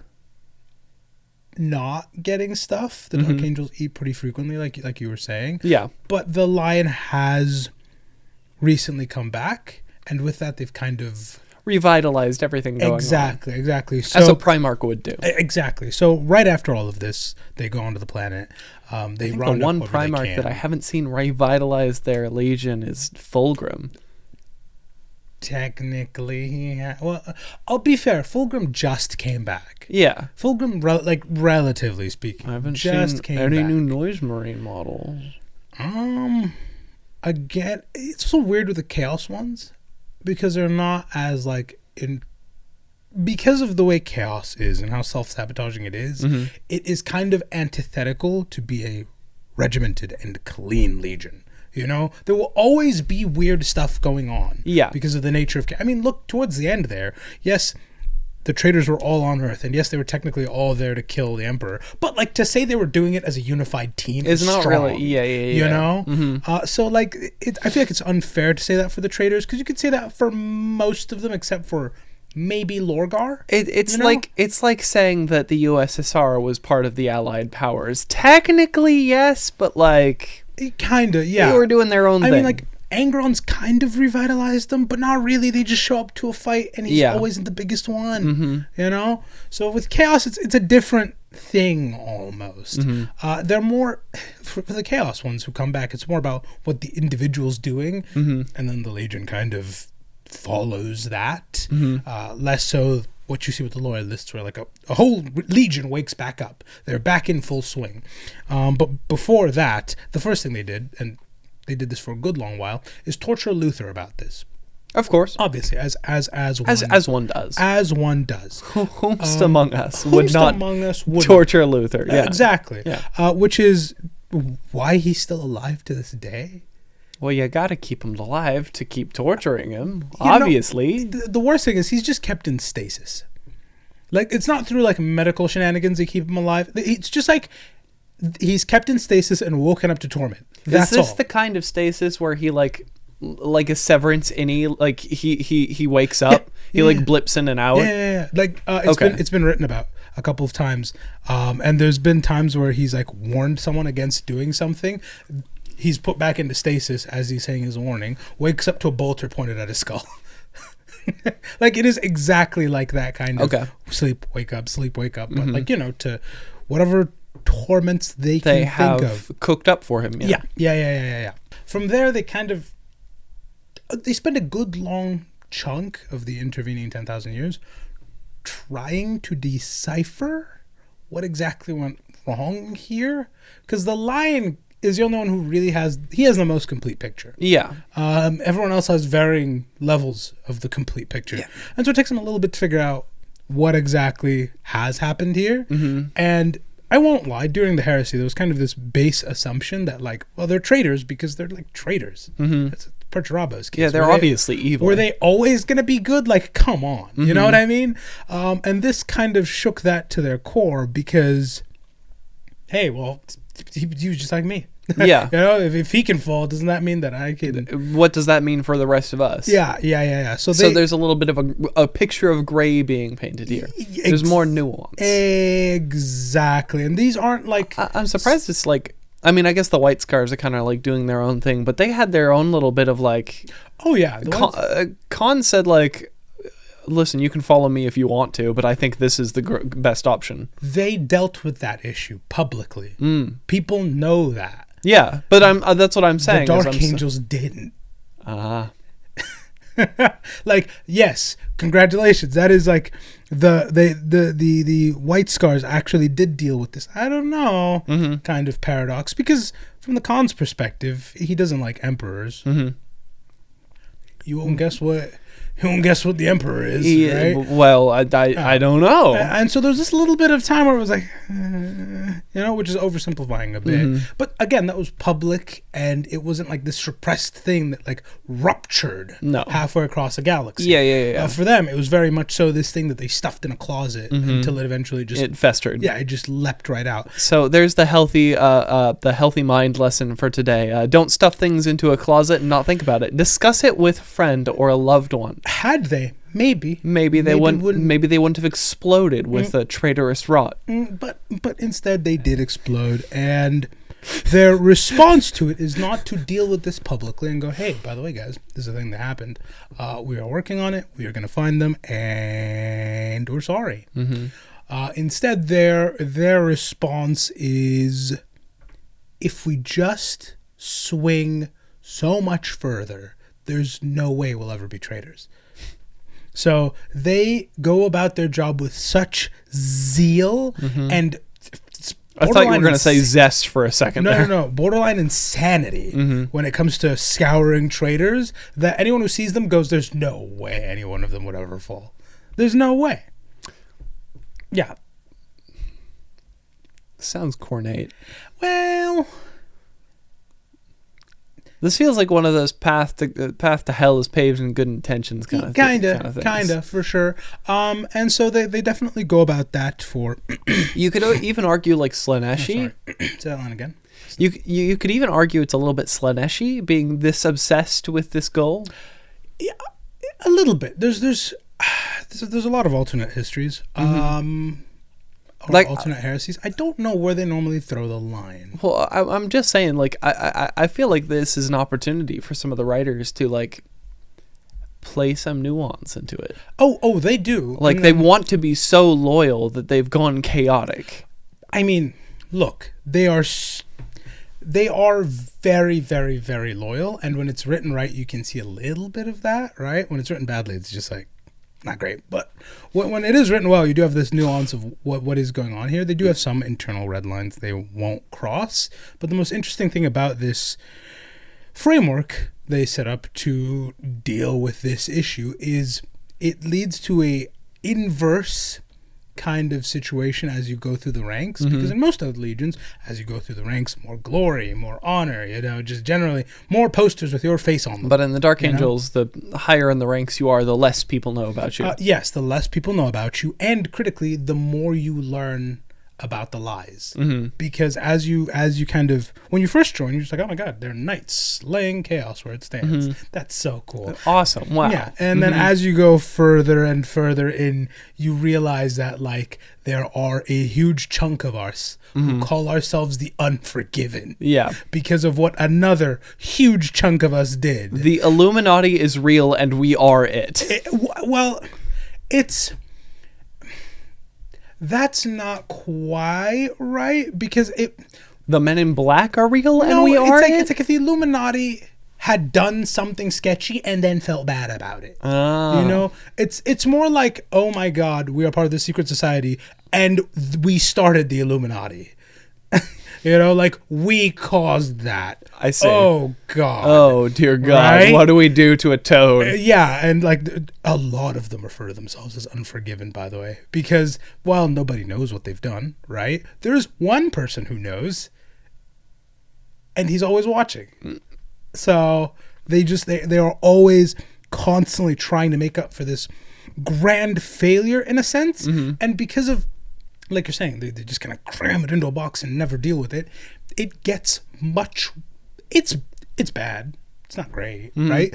But they do worse in trying to keep that secret, because I understand why you keep it. It's a hard topic to broach post heresy. Like, oh yeah, by the way, some of our siblings us want traitors. Kind of agreed with what Curzon and Horus were doing. Yeah, you can't. How do you come out and say that? You can't really say that, or actually worse is some of them agreed we couldn't get them all, and now they're just going to be showing up forever. Yeah. Like, well, oops, we created a permanent problem. This is for the rest of future time and maybe the past too. Yeah. They may just be showing up and we don't know. Like you may pick up a history book today and it'll be normal, and tomorrow you'll pick it up and it'll be like, well, in the year 33,000, some random dudes in green just came up and shot the Emperor in the face. Doesn't even have to be 33,000. Imagine a Space Marine put in the wrong time period. Ugh. Like you just have bent the arc of history. Imagine. And they live for a very long time. The podcast stops because on camera, a fallen Dark Angel just like Terminator into the room. I was more thinking like, you go through one of those time periods where it's more might makes right, like direct might makes right. Yeah. Oh. Yeah, like Genghis Khan was terrible, right? Now imagine if like a Marine took his space. Yeah. A Space Marine took his place. Well, I don't think they'd want to. Half of Genghis's motivations was spreading his seed, as it were. These are people who have seen 40,000 years into the future. It's irrelevant. Yeah, fair enough. They could, for all they know, and they have a very, very good memory, this could lead to a series of events that make sure the Emperor never happens. Yeah. Sure. And they're kind of worried about that. Yeah. Wow. Yeah, this psychological wound goes deep. Yeah, it's a real problem. Thankfully, that hasn't happened yet. Even though, like, again, because of warp, nobody's ever saying it couldn't. It just thankfully hasn't happened. Seemed to in a really bad way yet. It's kind of like the Stephen Hawking time travelers party. Yeah, and well, if there is a time travelers party, I'm sure there was one Dark Angel there. It also not only. Well, I mean, do you think you would have told anyone? No, I just remember seeing a funny thing online relating to Stephen Hawking and his time travelers party. What? The reason nobody showed up. Yeah, it's because you put the ad in the next day. That was the point. No. What? It's because he appeared in the files. Oh. That's depressing, really? Yeah. Oh. Yeah. I'm not going to get into that. No. I'm not going to get into that. It also would cause... That's all. This is bad enough. The right? Dark Angels files. No, that's bad enough. It also would cause a lot of people to start questioning the line. Start looking at him sideways. Yeah. Because... I mean, your kids are kind of a mirror of you, and if they have this capability to go traitor, what does that say about you? It makes people... Yeah. People think like maybe your kids are just accurately reflecting what you think, you know? Maybe you aren't just a traitor, but you're a coward too. Because you believed these things, but you wanted to see where would... shake up, you know? Yeah, you were fence sitting. You wanted to pick the winning side, you know? And so you were just like, meh, we'll see what happens here. Yeah, you were sitting and spinning on that fence. Which...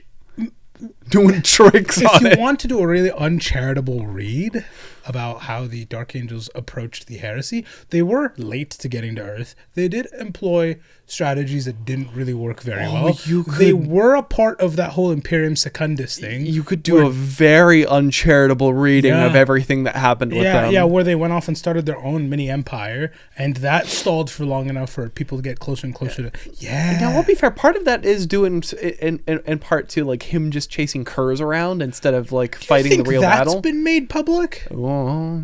How do you broach well, that no, topic? that's kind of like an iffy thing, because it's like, okay, why the hell were you just chasing this freak around? Come join the actual battle. If anything, he'll follow you, and then he'll have to deal with all of us. Kurz is either way. There's really bad ways you can look at it, and it really makes everything look sketchy. Yeah, and the longer they've kept the secret, the worse it's become, because the sketchier they look. Yes. And now, even though everyone shouldn't be operating like a legion, they definitely look like they're operating like a legion. Yeah. Because, like we mentioned earlier, they have that framework.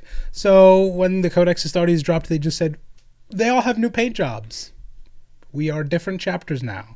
And it's definitely not strange that every time we show up to a battlefield, it looks like a well-rounded and combined fighting force was sent by a single central command, but that's not the case. These are just a group of Marines, separate, separate, different groups of Marines who just like fighting near each other and happen to be in the same spaces.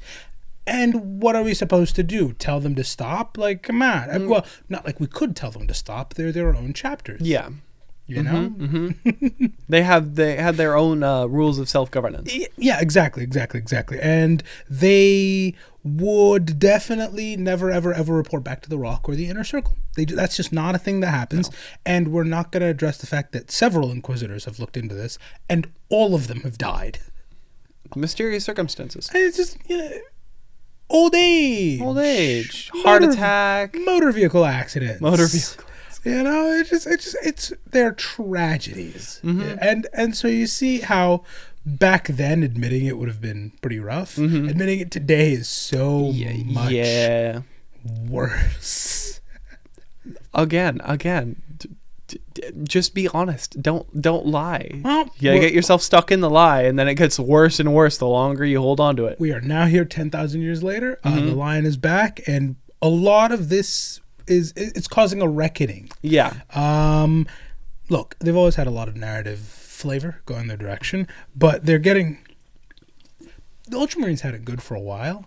I feel like we might be getting a lot of Dark Angels for the foreseeable future.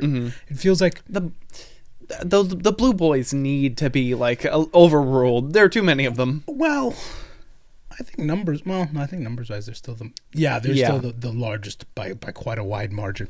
But were you really gonna question that? No, I was just thinking through it. I mean, there's contenders scattered to the four winds, but none of them have the record books to really kind of match the numbers the Ultramarines are doing. Yeah, I'm not gonna lie, it does look sketchy when you see like over half of all Marines are related to Guilliman.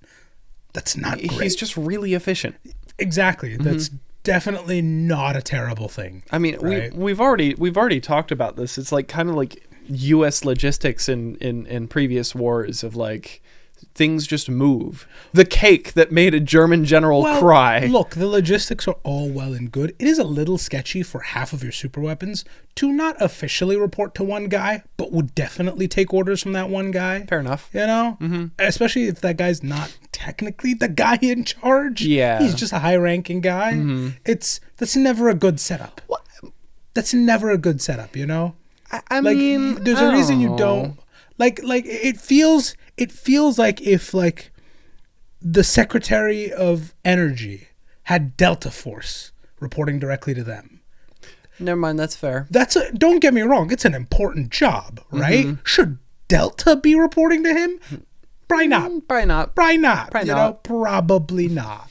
There's a reason all these things kind of lead to one place, or at least a functional structure. No, that's fair. Yeah. And the moment you start seeing how much damage can be wrought. Yeah, why is it just Guilliman running this? Can we get this like run by committee, please? It's super sketchy. Maybe not run by committee, but like you need some form of check and balance. It's real sketchy. And the Dark Angels could help resolve that, but we'll get to that later. For now, Lion's back. Luther has escaped. So he's escaped? Yeah, he's off. Win some, lose some. Oh, okay. Win some, lose some. Happens. So judging by that tone of voice, I don't think this was an escape. Oh no, it was. Okay. They don't know where he is. Oh. He could be off building a legion in the warp. We have no idea. It's super bad. Yeah, that's frightening. But the Lion's back. That's we pretty get good. A real life opportunity. Well, not real life, but like in canon opportunity for an alternate heresy.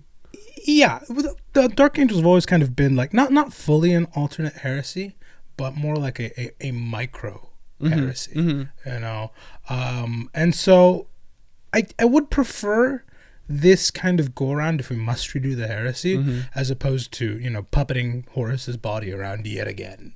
You know, let this instead have of a doing different flavor to instead of doing the Warhammer 40k version of somehow Palpatine's returned. Like give us a new enemy.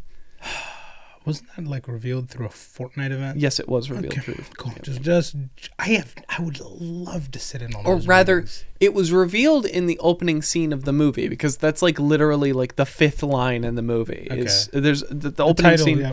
There's a title crawl, and then the opening scene is them like shooting information through hyperspace, Yeah. and then it gets to like Poe Dameron, and he reads it out, and again, it's like the 5th or 6th line in the movie. He just says somehow Palpatine's return. Oh, yep. I'm glad they won't do that with 40K. I hope 40k doesn't get that. I'm certain they won't.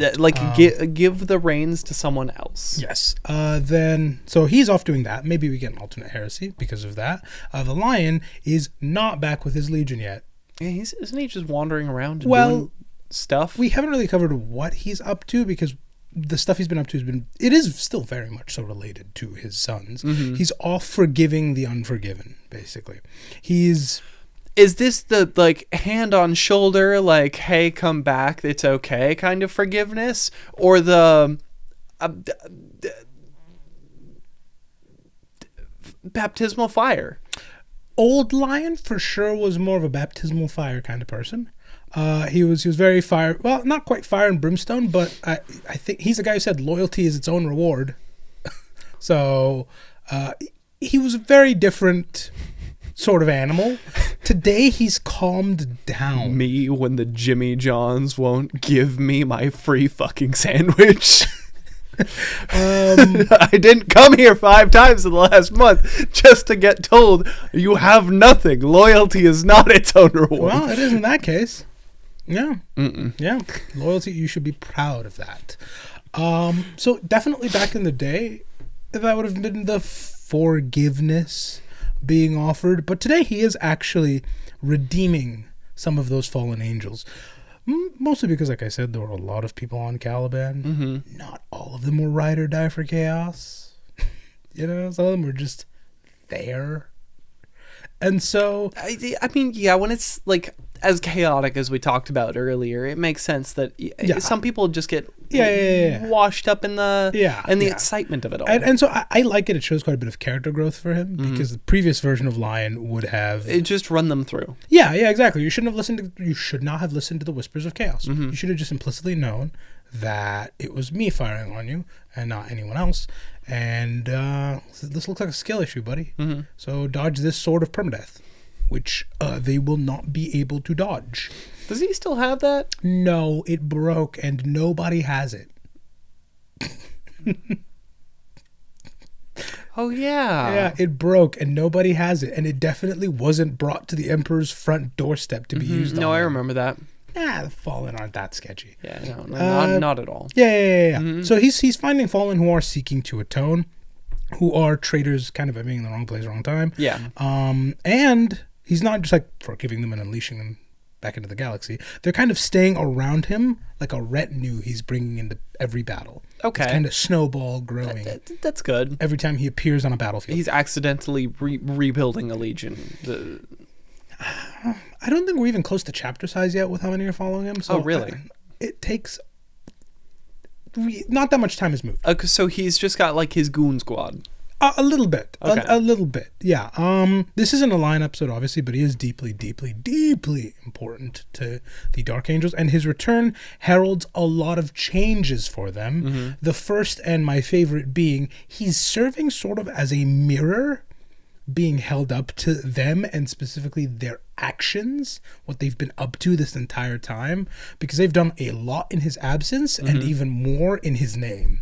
And we are learning the current Lion may not have wanted that to be run in his name. Old Lion maybe, but new Lion, let's reconsider this. And so we are heading towards a very interesting situation where he will discover what they were doing while he was off on a power nap, where they just devoted...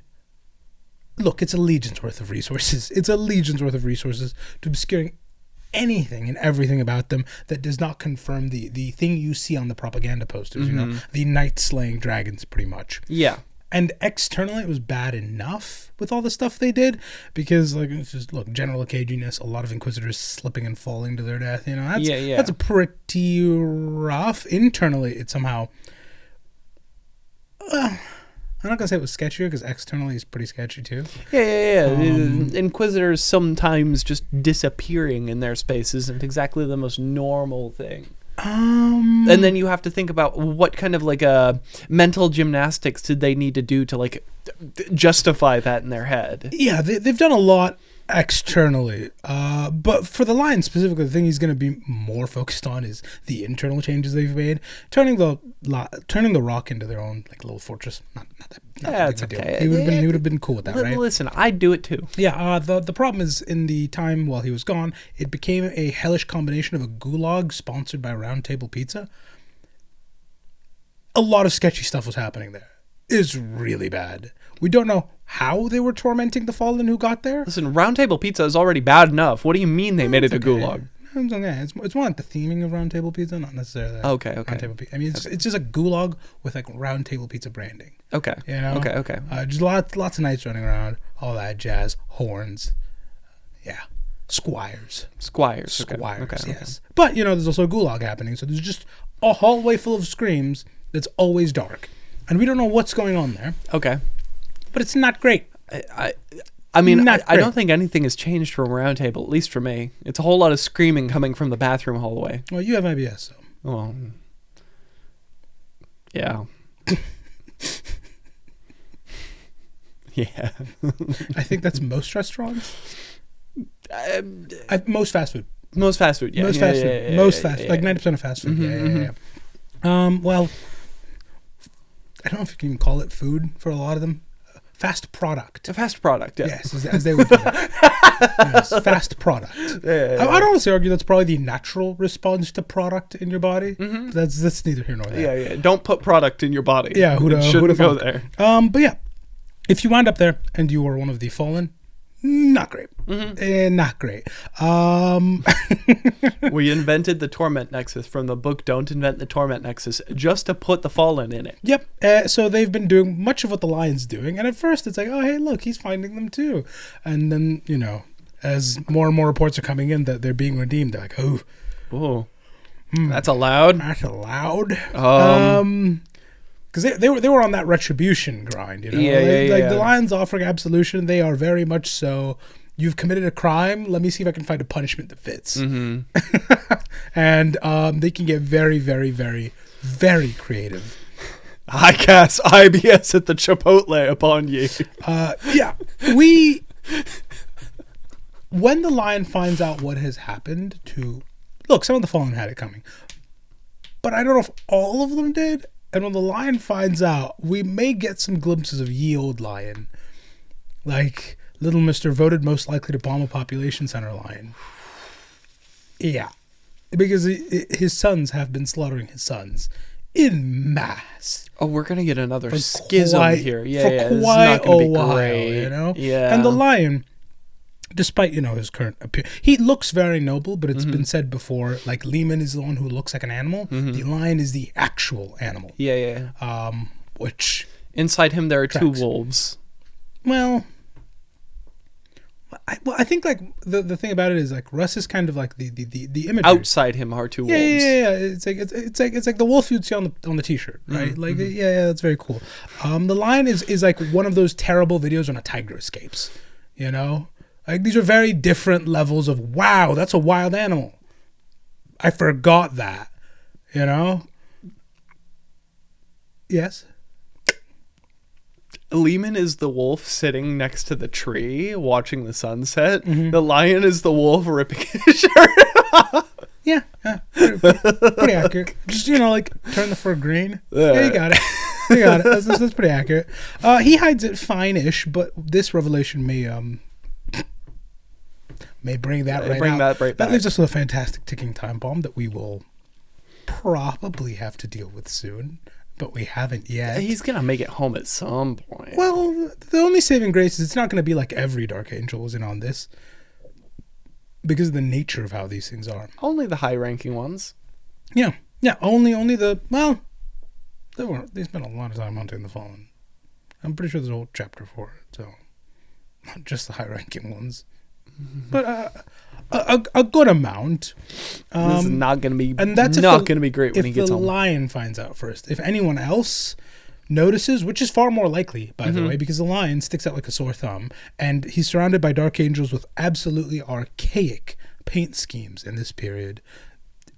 Questions are going to start being asked. Where did you get them? Yeah. So if these questions are asked, the real question is, when did I get them? Pretty much. Within the Legion, if someone's asking and noticing, like, hey, a guy who looks a lot like the Lion, and those look kind of like us, but in way older armor. What's up with that? What's going on here? Mind wipe. Yeah, they have been known to mind wipe each other and themselves, and they will definitely do that until they figure out how. Just like, okay, you know who I am, pocket. Oh, you opened the wrong door? I can explain that. Follow me here. The neuralizer, but unkind. No, well, it depends on what you know. For the most part, they do kind of have like a neuralizer sort of thing where it's just like, nope. And that's just gone. Yeah, yep. There's that information they use it on all of their Primaris. So frequently. We'll get to the treatment of the Primaris. Not great. Sure. Okay. 0 stars. Well... Is it because the Ultramarines invented them? Oh, that's it. Yes. The Primaris have done nothing really wrong per se, other than be made by Guilliman. And that is enough to be kind of widely hated. Yeah. Like, of all the legions we've gotten Primaris, the Dark Angels, I think, might treat them the worst. Why do they have them if they don't like them that much? Well, again, look, Primaris are sent in, they accept them. Reports keep coming back. Things are fine. Nobody knows that these poor guys are frequently mind wiped, have zero sense of privacy, because like all the data being collected by their suits of armor and all the cameras on the rock, they are under constant surveillance. Okay. They are under constant yeah. surveillance. Yeah. You know? And every time one dies, the body's never kept for very long because they're trying to figure out this whole Primaris thing so they can just do it themselves and cut Guilliman out. These guys, the Primaris have done nothing wrong. They literally are just trying to, like, I don't want Guilliman's casino. I want my own casino. I was going to say the Primaris have done nothing wrong, but they do ask a lot of questions. What's wrong with asking questions? And the Dark Angels? Yeah, what's wrong with asking questions? I believe one has been quoted as saying, I will devote myself to finding out what is at the heart of this. I hope he has a wonderful time. Yeah. So until they kind of start home growing their own Primaris Dark They've Angels, just got a couple of Guilliman's Primaris making like big red string corkboards. If they can even remember where the string's stored. Like I said, they are frequently mind wiped. Are they going to turn these people into like mindless husks? Well, Space Marine minds are actually shockingly hardy. Okay, so there's no way they're going to like hollow them. No, not really. And they've been doing this whole mind wipe thing for a while. So if anyone could do it safely, it'd be them. You know? I mean, safely? Yeah, that's about I don't know. The 41st millennium seems like a place with no OSHA regulations. Yes, but there's ultimately like a replacement cost. Fair. Like fighter jets don't have an OSHA, but there's a certain way they're used. You know, like they don't need an OSHA. You know. Yeah. What's that? Oh God, what's the name of that bomber? Super long range, radar immune. The kind of it's the B-2? Yes, the B-2, right? Okay. There's no real like, oh yeah, we gotta protect the B-2 bomber. Hey, did you sign off this paperwork? Don't put it near any ledges. No, that thing's almost irreplaceable. Yeah, it costs so much. They're very careful with it. Mostly. You'd be surprised how we treat our equipment. Have you heard of a broken arrow operation? So broken arrow is the code name for when we lose a nuke. Oh, we need a code name for that. We have a code name for it. Really? Yes, because it's happened enough times that we need a code name for it. Is that like a internationally agreed upon code name? Okay, go on. One of these, or at least if I remember correctly, a close call with one of these was we had one of those nuclear bombers that was just out on a regular airstrip, not a military one, a regular one, and we had like the lowest rank infantry grunt, E3, I think, with just a handgun guarding the plane. Where was this airfield? I can't remember, but I don't think it was on U.S. soil. And even if it was on U.S. soil, this was prime 50s. Did they lose a full plane? No. This is in the that's one of those that was like, if I remember correctly, it was an 50s. almost broken arrow. Yeah. But some of these broken arrows are like they're bad. One was caused because they sent somebody. There was a whole procedure back in the 50s for, I think it was the B-36, of when you were coming in for landing and you had a nuke on you, you would get ready to like just hot drop it if you needed to. Kind of the same way of like sometimes you see planes do fuel dumps before they do an emergency landing, so that if they land, they don't have fuel in them to explode and like kill everyone around them. Same story. They would like basically make it so they would disarm the nuke, and then it would just drop out of the plane if they ever needed to do an emergency landing, and it could be recovered later. There's a case of somebody being sent to do that, and they have to go down like an 80-foot long tunnel through this bomber no, that's not the case. Anyway, they sent him into the bomb bay to like, to turn the safety off and You mean turn the safety on? Yes. Turn the safety on and, to get the bomb ready to drop on a moment's notice, right? He's short. The beginning of a lot of fun stories. He uses a rope to try and climb up to the safety relays. And little did he know, the rope he grabbed to pull himself up was the sudden drop the bomb rope. I feel like that should be a different colored rope. I feel like we could make it big and red, you know? So the bomb drops from the rail onto the bomb bay doors. Still on? Falls through the bomb bay doors. He almost falls out through the bomb bay doors with it, but is holding on to the safety release for dear life until the hydraulic pressure recloses them. And then he has to wander back to the front of the plane to tell everybody, so guys, you know how we had a nuke? We don't have a nuke anymore. I wonder... This dropped in the middle of a highly populated civilian environment. Judging by the fact I've never heard of it, people didn't get turned into shadows. Okay. No, it didn't blow up. Okay. It didn't blow up. Luckily.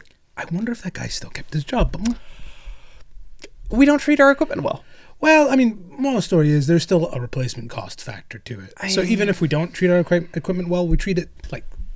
Look, we're not throwing around B2s or we throw around grunts. That's not how these things are treated. And the Dark Angels will take some care not to mulch Marines' minds. You know, it does take a while to make them. It does require a kid to make it all the way to a pretty high age, then survive.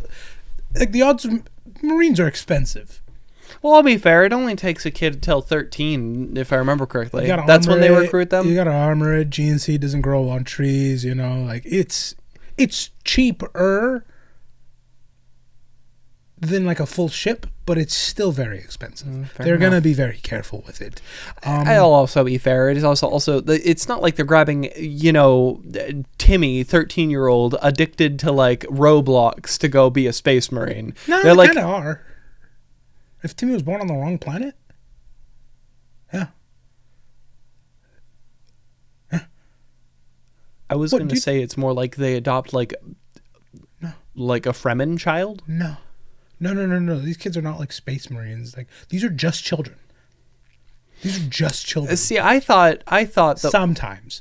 I was gonna say I thought that like the way where they recruit the space marines is the same philosophy of like in Dune, where the Fremen are tough because they grow up in tough places. The theory is we can crank out some Fremen if enough kids die. Okay. See? We create the tough environment. Yeah. I see. I mean, they do still recruit mostly from pretty tough planets. But, like, you know... I thought that was the whole point of the Salamanders, is just like, this planet's rough. Every single legion has their own approach. Okay. You know? And I won't lie, for the Dark Angels specifically, it's even harder to tell because they engage in space marine laundering, which we'll get to later. We will. I remember the space marine laundering. That is wild. Yeah. So... The saving grace is most of the Dark Angels will be fine should the Lion show up because most of them don't even know. And if the Dark Angels do find out and shouldn't, they have the means to make sure they don't. Now, if somebody outside figures it out, it gets a lot sketchier.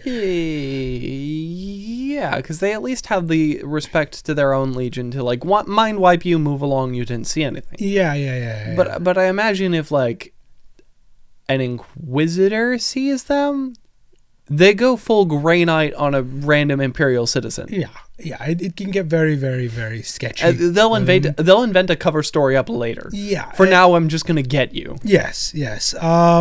Some mortals do kind of know about their what they're up to nowadays. But for most people who would fight side by side with Space Marines only know them for this habit of showing up in the nick of time or leaving at the worst possible time, and nobody's pieced together why it's Cypher. It's usually Cypher related. Yeah. You know? Or some other member of the Fallen related, where they will show up and be there and help and turn the tide of battle. And they really focused on those 5 Chaos Marines in there. Why did they do that, man? And then the moment those 5 Chaos Marines are gone, they will leave. They're gone. They're donezo. You don't need to know anymore. But the custodians are getting sketched out by them. And they're beginning to kind of take notice so they could start piecing together what's going on at some point. And good luck to the Dark Angels killing a custodian and getting away with it.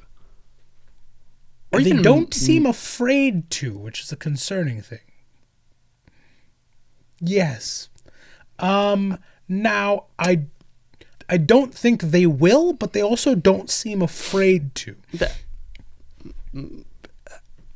Well, one of them almost killed the Emperor, and they were like, write it out. Write it out. Yeah, but that was a special case. No, because the Dark Angels could have shown up, fessed up, and helped stop that.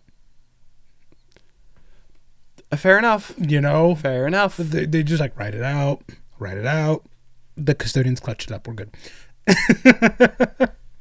But yeah, they, after that near Emperor assassination, custodians, fun fact, don't take it well when you try and kill they don't take it well when you try and kill their one charge. Yeah, that's like they have the one job. They have the one job. And they're already kind of like anxious about it because they like slide again. They like messed up like 90% of it. If you take the 10% from it. Once. They screwed up once. Yeah. That's kind of the thing. Nobody ever gives him credit for the 10,000 years he was safe. It's just a one time he wasn't. Yeah. And so they're kind of gaining their attention. The High Lords also are aware vaguely of their antics. The Dark Angels have outright blackmailed and pressed them before. They've forced them to sanction the creation of extra chapters. I was gonna say, aside from the abduction of 13-year-olds, these guys really are the Dark Angels files, but no, they just have the files and will use, because let's be real, the High Lords they're blackmailable. They're blackmailable. Yeah. And so they've done that to them. After that, the High Lords were quite incensed and took a little bit of notice. Yeah, of course. It's also kind of hard to keep track of their actual head count and where people are being recruited from, because they do engage in Space Marine laundering, where this recruitment planet will be shared with this chapter and then given to this chapter, and then they'll just trade them like Pokemon cards. And the official reason is we want to make sure everyone's super well-rounded, and that chapter just took a massive hit, so they need this world for a little bit. And what that results in is it's really hard to tell how many people are where and who came from where. There's like overinflated numbers some places, underinflated numbers some places, and they're just like, their balance sheets are so screwed. Oh, yes. And they are okay with this to an extent, especially now, because as I mentioned, Guilliman's doing his whole song and dance. He's gaining a lot of ground. He's gaining a lot of power, and he's kind of being seen as a leadership figure, so much so that the High Lords feel a little threatened by his authority. And so for a while, the Dark Angels are in this category of probably going to be a problem, but we'll deal with that when we deal with that. Now they're very much so being treated as a potential foil to Guilliman, because he is creating an empire within an empire, saying Ultramar's back, baby, and being the first and only person to talk to Big E in thousands of years. Well, talk to is strong words. Well, they don't know that. They just know he walked in and didn't die. That's enough. Yeah. And so the Dark Angels, there are some whispers, right, that they may be used as they may be the perfect blade to use against them, especially now that the Lion is coming back. I don't think that's going to work out that way. No. Because, firstly, despite having a bunch of traitors, shockingly low rate of falling to chaos. They did turn. They did betray the Imperium. Yeah. But they don't go full Chaos Knight a lot of the time. No. It's actually, I think, as rare as you can get for traitors. You leave someone in the warp for long enough, they will eventually lose, but they do have a pretty low rate of that. Yeah. The second is the Dark Angels are vaguely aware what they're doing is wrong. They just, look, they know it's wrong. They also know the cost is too high at this point. And so the internal sort of line in the sand that they've drawn is they will do anything they can to not be discovered. But if they're outright branded heretics and traitors, they won't raise arms against the Imperium. They'll just accept it. Yeah. And this has been tested because Guilliman did arrive to the Rock with a full fleet. And there was a thought had by a couple of them, he remembers that Imperium Secundus thing. That's going to be a problem. Well, it's a wrap, boys. Can't get him. It was fun. No, it's not can't get him. It's like they refuse to be the cause of a full-blown heresy. So they're just like, it's a wrap. And they just accepted it, which I won't lie it's noble in a way. However, it's like, dude, you've caused so many car crashes. Yeah. Yeah. It's like sure, you're not going like full Hannibal Lecter of when you've been discovered just going on a murder spree, but like also like you've already done so much stuff. So I doubt they'll be used as a foil against Guilliman because they have lines in the sand. I also, just because Guilliman equally, it is as much of a threat to him as it is to them, because even he's not really very forthcoming about everything that happened during that time period. He doesn't like do what they do, for example. Yeah, if somebody like knows about the Imperium Secundus and asks him, he'll be like, that was not a great time. But like he also is not going to like spread the word about the Imperium Secundus. I don't know if anyone would ask him, and I don't think there's any books that cover that. Yeah, because he's burned them. Yeah. I know this bit. I don't know how he'd react to somebody asking him. I cannot confirm it wouldn't be vague violence. I cannot confirm that. I see. But that's kind of... I mean, I can't fault him for being upset about the like sketchiest thing he's done being brought up. It looks so bad. Yeah. It would undermine him for the rest of his days. The rest of his days. So... while some people think that's what is next for them, I doubt it. I think a reckoning broadly is what's coming next. Yeah. But we are yet to see what that fully entails. Yeah. There is, believe it or not, so much more to them. I didn't even cover the tiny little squires running around on the rock who repel demons. Are those the same guys that are holding like some of the lion's arms in his model? Yes, I love the Watchers in the Dark. Those little dudes are cute. They're super sketchy too. Didn't even mention the time that they cut deals with other Xenos to keep something hidden or deal with something. Hey, aren't they one of the few legions who grab like Xenotech and use it frequently? Yeah, but they've also directly cut deals with the Tau, for example. Yeah. Really? That can't never be public info. No. There's so much to the Sons of the Line. But now I got to turn it over to you. What do you think of them? I love the sketch, dude. Right? I love the sketch. They provide it in ample sketch. I also think it's healthy from a narrative perspective, because it doesn't tread on the toes of the other sketchy stuff we have. Because we have legions who make you outright question reality. Yeah. These guys, you know what happened, and now you're just watching them kind of try and cope with that. Weekend at Bernie's this away. And it's not going away. Well, it's been 10,000 years. It hasn't come out yet. But the lion's back, and he has the opportunity. And what it seems like he's doing is, if he's just like redeeming people, he might... cause a schism of like the people who don't want this to be found, and the people are like, listen, this will all get better if we just come out with it. I don't know if they're going to cause a full schism, but some writers seem to be angling for that. Others seem to not be. The one downside to having a team of writers on something. I don't know where this is going to land. Yeah. You know? I do know if certain writers handle it, odds of a schism go way down, right? But also at the end of the day, I don't know if they get like a corporate mandate, like this is what's coming next. Yeah, I figure there's one like lore master at the head of all of this who like kind of gives the direction for things to go, and then you have the writers there who like have the talent to write out the nitty gritty. Yeah. So I don't know what shape it's gonna take. I doubt it would be a full schism, or at least a new one. But I do definitely think that Luther thing's not great. And him wandering around's not that's ideal. Gonna be a real problem. But like I said, when it comes to the line, so much of what hangs in the balance is can't wait for him to meet this guy, or can't wait for him to find this out. You know, like it's just can't wait for him to meet Guilliman. That's gonna be rough. Yeah, that's gonna be a fun time. No idea what happens when he meets Cypher. I guess wasn't the last thing Guilliman told him just like go die, basically? Siblings don't always get along. No. Did Guilliman maybe break his sword of permadeath? Plausibly. Did he ruin the revenge crusade? Definitely. Whomst among us? Whomst among us hasn't? Yeah. But I do quite like them, and the entire time they do have a very strong kind of direction. Yeah. You always know who's the Dark Angel in a panel of art. Yeah. It's great. The big green knight guy. They adore it. I also love the little... I don't know. I like the helmet they have that looks like a knight's helmet. Yeah. I feel like it's a fun twist on the Space Marine kind of general aesthetic. It gives me the same vibe of I like playing Dark Souls and Elden Ring. Yes. Because you can oftentimes find like there's big bombastic high fantasy like armor sets going on, and then there is just some random knight, like a ye knight of old. Yep. And like, okay.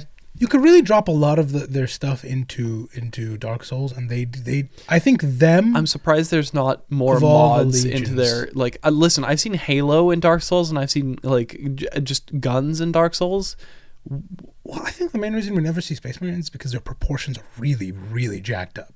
Like I gotta give credit to the people who made Space Marine 2. It's really hard to put a Space Marine in a game and make them move, and it doesn't look bad. Yeah, fair enough. You know, because those big pauldrons, they're very much so drawn first. Yeah. Not animated first. Mm-hmm. And people have managed to animate them, you know? Mm-hmm. But and it that doesn't takes make talent, it doesn't make it any easier. Yeah. You know, like see the guy who made Astartes where, you know? Mm-hmm. So I think that's kind of the main reason we don't see them more being modded into games. Even though they could easily.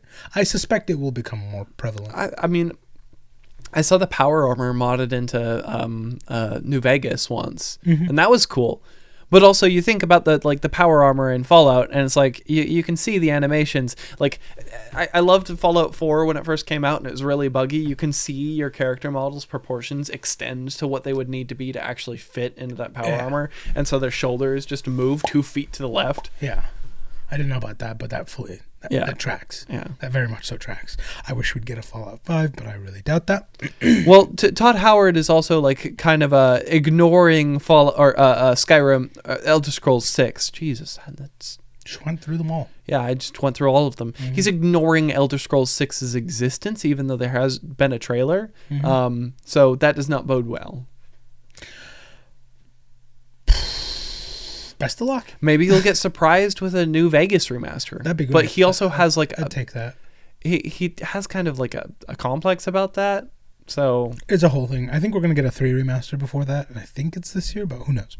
Anyway, that does bring us to an end of this episode. Mm-hmm. Thank you so much for tuning in, and thank you for being you.